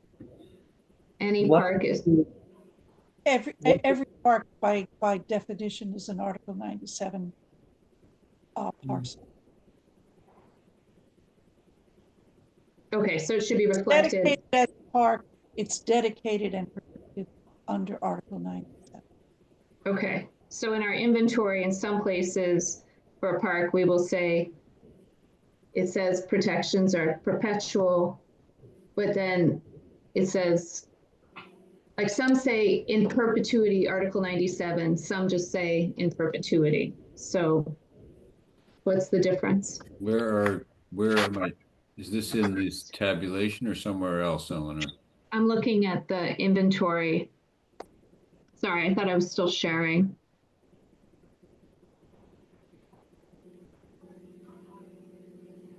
That's different from the version I have that was circulated. This is the one that Ethan sent out. Okay, yeah, I do see it. Some say in perpetuity. And then others, Only says in perpetuity. Spalding says in perpetuity. but some say in perpetuity, Article 97, right? So what's the difference? I would have thought Gertrude Spalding is in perpetuity, Article 97.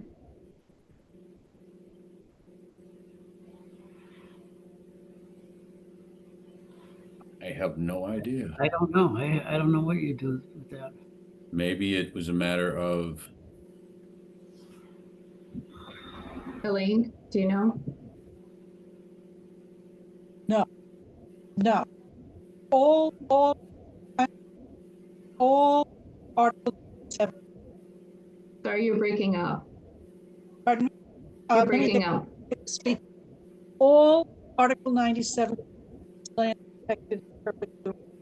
All parkland is Article. I think that they're one and the same. Okay. so I really don't know it's a why matter some of, just says Article 97, some says perpetuity, because they are the same. But doesn't one of those definitions have a maximum time limit on it or anything like that? No, Article 97 is perpetuity, and if this says perpetuity, it's perpetuity, as it's listed in the open space plan. So they're both in perpetuity. Okay. I don't know why one says in perpetuity, one says in perpetuity. Or Yeah. Perpetuity limited. Like, what does that mean? no, I don't know where the consultant got the information from. I'm not sure how you can get in perpetuity limited. I just don't know. Does it's perpetuity less 100 years, Elaine. yeah, really. So I don't know where That does seem absurd, yeah.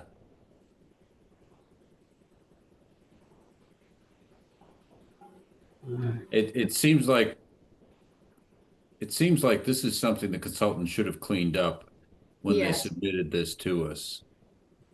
And I don't think any of us ever looked at it in enough depth to notice that some of the in perpetuity say in perpetuity, some of them say in perpetuity Article 97, and then one at least says in perpetuity limited, which Yeah.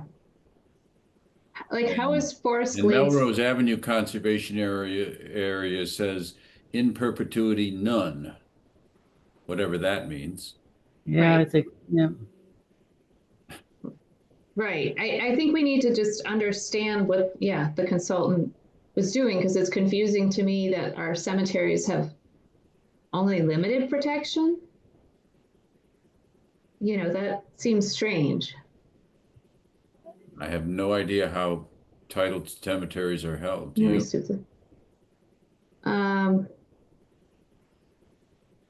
I don't know. Elaine, I have no idea. I don't know much about cemeteries, although I do know cemeteries can be moved. It does happen. So I don't know. I think cemeteries are a class unto themselves, and I don't know anything about cemeteries. Okay. But this in perpetuity limited, none, you know, that's not in the definitions, but I can tell.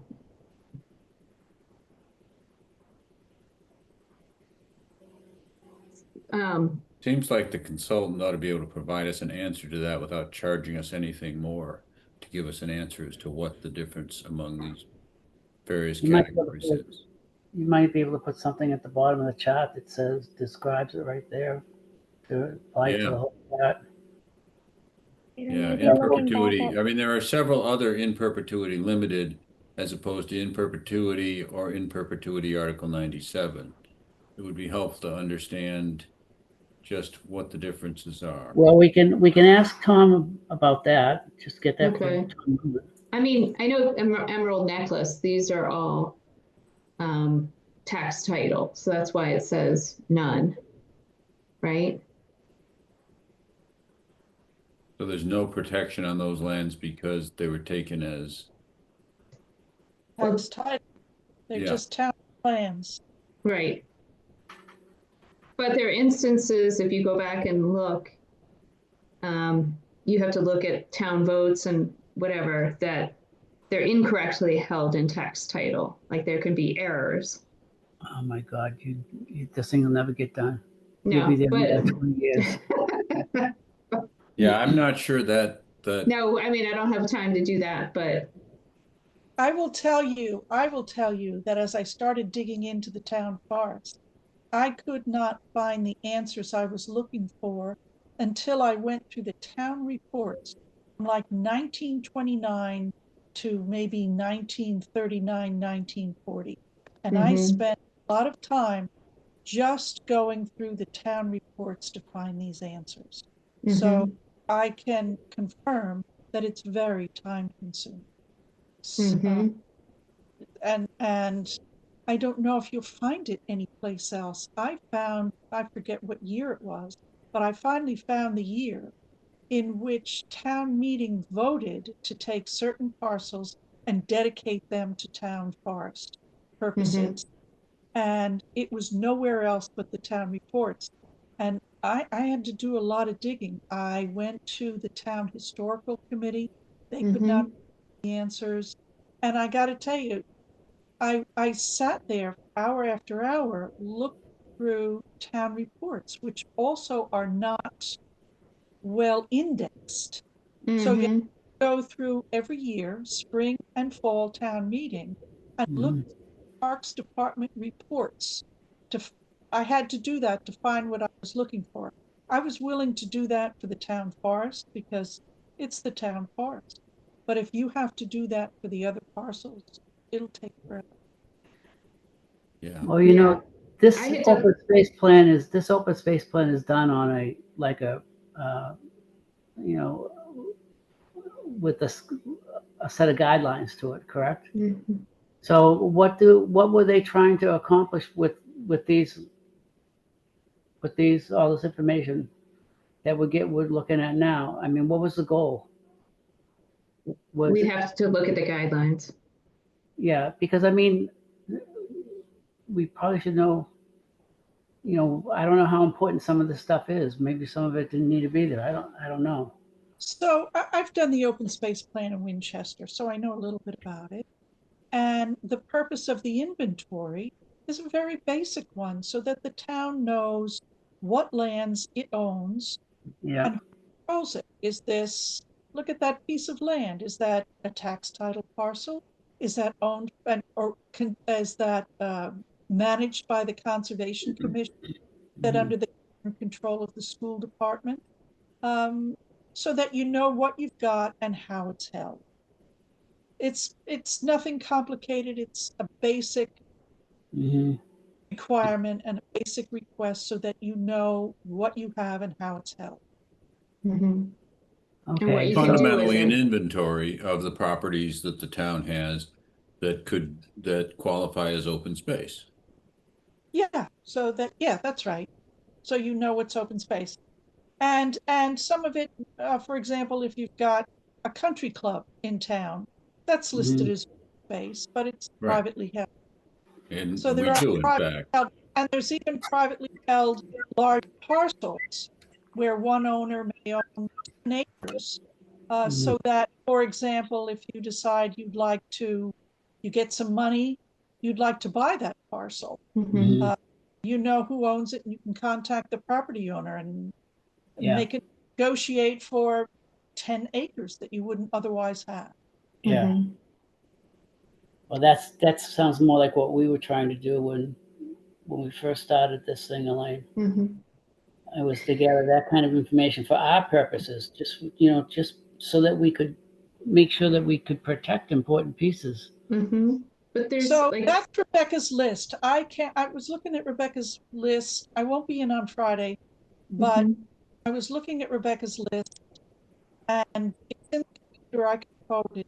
But okay, that's great. I mean, this 0 Lowell Street was a missing parcel that Ethan added. It's 34 acres. Um, I think it was given to the town, but held by town council to determine what the municipal purpose would be, but it's all wetland and it's a huge parcel Yeah. off Lowell Street. yes, I'm So, with it. And that's right. They wanted to put a soccer field there once and couldn't because it's a right. Well, keep in mind, planning board, right? They're looking at, implementing housing production plan or doing other things. So they're going to look at this inventory and, so it does get used. If you have things and we're not saying, that it's wetland or whatever, they might, again, think, oh, this looks like a great place to put a soccer field. Right. I So- will tell you that's happened before. When things like this happen, it comes a letter goes around across everybody's desk, and the Conservation Commission then writes back to the town or the school department, this is entirely a wetland and cannot be developed under the Wetlands Protection Act. So it does not slip away unnoticed. There are procedures where everybody gets to weigh in. Yeah. Well, Nobody built in a 10-acre wetland without it going through they don't, period, but the idea of doing it doesn't get past the Conservation Commission. There are other protections in place, just for what it's worth. So I'm looking at the OSRP workbook, which you could just Google. It's 62 pages. It's manageable. They have a section on the land inventories that provides some guidance. Just looking over it, that's on page 25 of the workbook. It doesn't seem to say that the municipally owned lands need to have a manager or an owner listed. And so I wonder if just taking that out, rather than it sort of appearing to give permission to, different departments to do what they want with the land, I wonder if just taking that section, that column out, might resolve some of this. I mean, I think what they show as, data columns are the name of the property, like it's currently shown, the current use for the property, the recreational potential, the condition, good, fair, excellent, poor, public access, if any, type of grant received, if any, and that's it. I mean, I find this table helpful the way it is. I mean, to the extent that it's accurate, which it's clearly not 100%. But I wonder if maybe this is too much information or more than is needed for the OSRP. Yeah. I think, go on. I'd like to add something in that open space and recreation. There is a provision in that it updated. I can't hear you well, Elaine. You're breaking up again, Elaine. All right, here I am, a little closer. So there is a provision in work that says that open space can be and should be updated every year. So if you're looking for, you won't get any. Elaine, you're so broken up. I don't know what you're saying. Oh dear. Is this better? Hear me now? Yes. Yeah. So. All right. I'm speaking right into the phone, and somehow I've got this ad for National Grid on my phone. Don't know why. They're taking you over. Okay. So anyway, I'll just speak now. I've got nothing on the phone. I've lost my Zoom picture. But in any event, so you'll never get a grant unless you have an open space and recreation plan. The recreation plan workbook says it can be updated every year. If you want to get an open space and recreation plan in, you can get it in and you can update it every year you want, which means that you can do both. You can get the thing submitted with all the benefits that come with getting it submitted. And if you have problems, you have a year to just slowly go through them and amend it every year you want to. And you could even put some kind of disclaimer in open space plan that talks about, it may be updated on an annual basis. So you can do both if you want without getting bogged down indefinitely in things that take a long time to change. You have to continue to write, and you're out of consulting. So I put that in for what you're suggesting, Elaine, I'm sorry. You were suggesting essentially that we adopt a plan with the changes that we've gotten so far, the changes Eleanor has suggested here, and then move ahead with that in hand, get that submitted and approved, and continue to look at and make amendments to it as we find them, and do it on an annual basis, since the law and regulation allow us to do that. Yes, that's what I am suggesting. Okay. And it doesn't have to go before town council after the initial submission? I don't know the answer to that question, Eleanor. I know they talk update. I have to go back to the work. But if it did, you could go back and say these are amendments to original open space and recreation, or these are updates. The workbook says we need updates. We can have updates to the open space plan. Don't give them the whole. Just give them the updates. That's a good idea. And also, you avoid having to resubmit a comprehensive document. You submit essentially edited pages. Just pages, just the updates. Nobody wants to read the whole thing and try and figure out. Not at 500 plus pages, right? Right. Yeah. Right. I like that idea. I would hope that removing this manager column would be something we think about doing. I'm sorry, Jennifer, you'd hope we do what? Consider removing, if we decide to move forward at a faster pace with the OSRP, with that idea that we pursue, editing and correcting after it gets approved. I would hope that we would remove that column that says manager that we've been struggling with. I think it makes, more sense to have owner, or what type of land use restrictions there are. That's kind of really the big,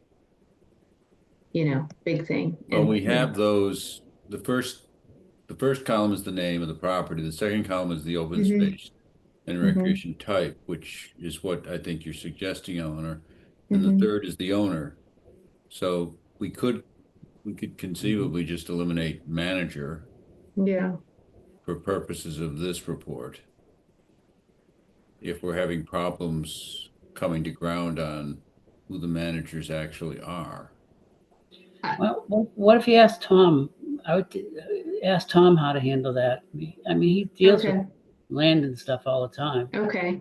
And Elaine, I think sometimes it just depends who's in charge and driving things, because again, with this example with the Nahant Street pit, nobody told conservation commit, like it went straight to town meeting. And the location wasn't even on the warrant where this fueling station was going. So planning board wasn't consulted, conservation commission wasn't consulted, ZBA wasn't consulted. Mhm. But the voters were told after they vote, you know, if they voted yes, this would all come before the boards to review Yeah. Okay, after the fact. So, and I think our preference is to sort of get in front of things like that. And in my mind, let's not waste town resources. Let's make it clear, sort of, you know, that the inventory has restrictions where it does. So people aren't making that mistake twice. Mhm. okay. Clearly, they decided they'd go to town meeting first and then the boards rather than the boards and town meeting. I suppose somebody has to go first. Yeah. Yeah. But I'm not sure that whoever put the article on the warrant would have checked the open space plan either. Mm. So Yeah. They may Well, not I, have. solve every I mean, problem. yeah, I mean, I think if we remove the manager column, we sort of prevent people using it as a definitive resource, which it's clearly not. And really, I think for major projects, I really think they, you know, there should be a more definitive answer as to who actually owns it and what the restrictions are than what we're going to put into an open space and recreation plan, since we know it's not 100% accurate. Mm-hmm. In addition to the fact that when you get down further in the list, for for the schools and everything for after the schools, it just simply says DPW as the manager. No Yeah. particular division. I'm just gonna say, go back to Tom and see what he says about it. I mean, he's Yeah, followed the I thing would for agree you. with that suggestion, Jim. Mm-hmm. I mean, Tom Mullen? Yeah, Yeah. And I'm sorry, I'm not clear. What's Tom Mullen got to do with how the open space plan is written? Not talk about the plan, just how they're identifying him as owner, or if the town, I mean, if the town Well, had a does- sequence that they, I don't know what they do. Jennifer, Wouldn't does the would workbook that require the listing of the, I believe so. Let me take a look. It doesn't show that manager. require Tom to do a title search on all the properties, which doesn't Mhm. sound no, that something seems on him. excessive. Yeah. By the way, Elaine, there's a tax title binder in the office, like from the tax title Yes, search. I've seen it. I've seen Okay. it. Also massive, also massive. Mhm. Is it helpful? Well, I tell you, Eleanor, I'm still waiting. I'm still wading through all of the different all of the different uh, lists that I have so far, cross-referencing them to each other, putting them on the Board of Assessors map individually so you can visually see where they are, and then putting them on the large map. I haven't even started to look at that. It would require another series of cross-referencing. So I'm going to continue to cross-reference until everything is sort of dried up and I've got everything on the list, and see what's on several lists until I've got basically a master list. Mm-hmm. And then maybe I can get to that massive document that is in the office. Okay. Jennifer, you were going to tell us whether manager is even a necessary part of the tabulation. Not shown. Okay. Then I would suggest we delete the column No. and simplify our lives. We can keep a copy of this table as it is now in case anyone wants to reference it. But that it seems like that might be the simplest approach to dealing with the Right. problem here. Yeah, I mean the open OSRP workbook only shows 6 columns. It doesn't show a column. I don't think it shows a column on restrictions. It's much simpler than this. Would that need to go back to the consultant, or could it be done in-house? See why a consultant would need Yeah. to do that. I don't know. And it might also be worthwhile, if you're thinking about going back to the consultant, just to look back at the original scope of work and see whether this is already under it. Yeah. I mean, yeah, there were just a few. I was confused about if it's defined or not. I know other towns have had issues with their open space plan. With lands that were supposed to be protected, but somehow weren't or didn't, weren't reflected as such in the open space plan. And anyway. Okay, is it We can almost? take it back. Yeah, I think we can wrap this up. Yeah. And I guess too, if we're expecting a vote, that should probably be on the agenda. So what we're suggesting here is that we ask Ethan to give us a black line, red line, whatever term you want to call it, showing us the edits that he made once again. And secondly, take a look at this table, see if at a minimum, if there's no reason to keep that table of listing manager in it, take it out. Yeah, I would I don't even, think you need the consultant to do that. I mean, Yeah. frankly, I think I could go into it and do Well, it. it's their name on the myself. document though, isn't it? Sorry?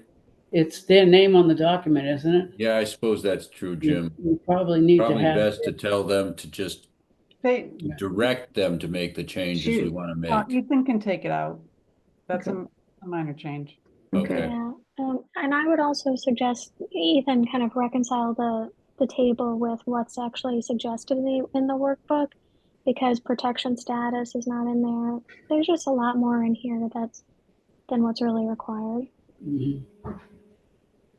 Especially since some of those protection statuses, it's not clear what they mean. Yeah. Yeah, we'd have to do a lot of digging to figure out what it means. Yeah. Well, the ones that are protected, I think it's important to show they're protected because, again, we just had an example where, like, we initiate development on Article 97 lands. That's supposed to be protected. Okay.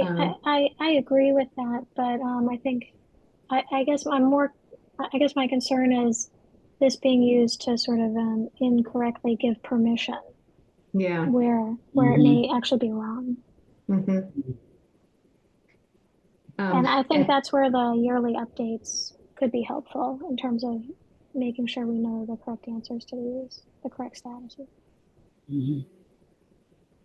And I guess, yeah, what was the content that was added? That would be helpful to call out. Because it's about 100 pages longer. Wouldn't that be in the track changes? Yes. Sure. But I just have a hard time imagining that Ethan would add 100 pages on his own. So, sorry, Judy, did you say something?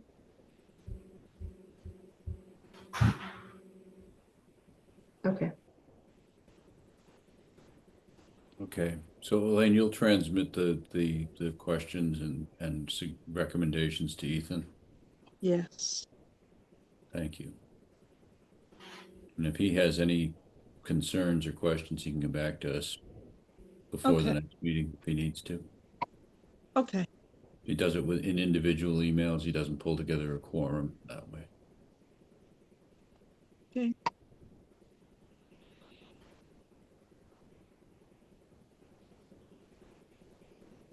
All right. Anything else on this one? And then the last item on our agenda is the wetland bylaw presentation. No, let's go home. Yeah. Well, I think Ethan did actually a pretty decent job of reflecting some of the comments we made at the last time we took this up. Yeah. But there's still more that needs to be put into it, but we need to sit down somehow and figure out what we actually put into quick facts and frequently asked questions, which are really the 2 pages and the examples. And we're not going to do that tonight. No. So I would agree. I've sent comments to him. I asked him, we have to include references, right? That's very important to sort of document where you're getting your facts from, and also referring, people back to the Wetlands Protection Act if they want more, or refer back to our webpage if they want that.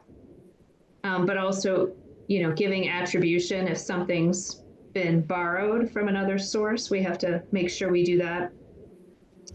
I did send him some diagrams, examples that kind of illustrate the concept of setback, setback, or sort of what the jurisdiction is, riverfront, wetland, buffer.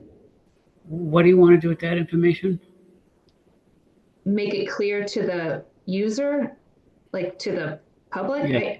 We True. need images, right? I think it's hard to grasp this concept of sort of what the Conservation Commission has jurisdiction over, what's like Wetlands Protection Act, and then what's sort of the pockets that we're looking to enhance protections. But is that part of this open space plan? Are you saying that this gets added to the?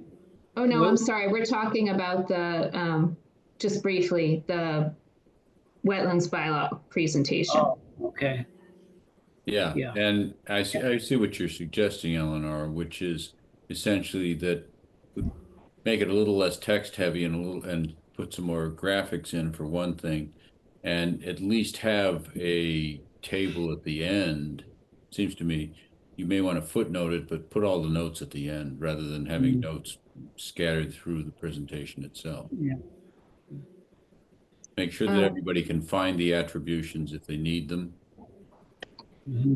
I think it's also, well, anyway, easier to just go link, like, Yeah. oh, I can get more info Oh, here. hyperlink would be the perfect way to do it, sure. But, and then also make it more clear what we're asking, because that wasn't coming through to me, like the 25-foot setback, the vernal pool protection, and the isolated vegetated wetlands. It would make sense to have sketches that go with those, yeah. So And that's I it. sent a few slides to Ethan, a couple others, data that we said we would include in the presentation. I pulled together a few slides, so those can get slotted in. Okay. Mm-hmm. So he has some information and some materials, recommendations from both of you then. Yes. Okay. So, sounds like we'll address that at the next meeting. Okay. Yes. Can I make a motion to adjourn? Wait, we have to approve for 15 minutes. I found my edits that, sorry. So my only request on the 4:15, can we just do that really quick? Sure. It was just to delete a sentence because we didn't discuss it. I said a word and then we moved on. So it was Ms. Axelrod had questions about the as-built plans. Mm-hmm. So I just asked Judy to delete it, but I did not make the edit in the Word document. So it didn't come through to you guys as an edit. Okay. Are you guys okay with making that change? Yes, I am. Okay. Yeah, I think that makes sense. Okay. So I will take that edit and send it to Judy. Great. Okay, can I make the motion to adjourn? Yes. Yes. I make the motion to adjourn. Second. All in favor? Eleanor, Yes. Jennifer, Yes. Jim, Yes.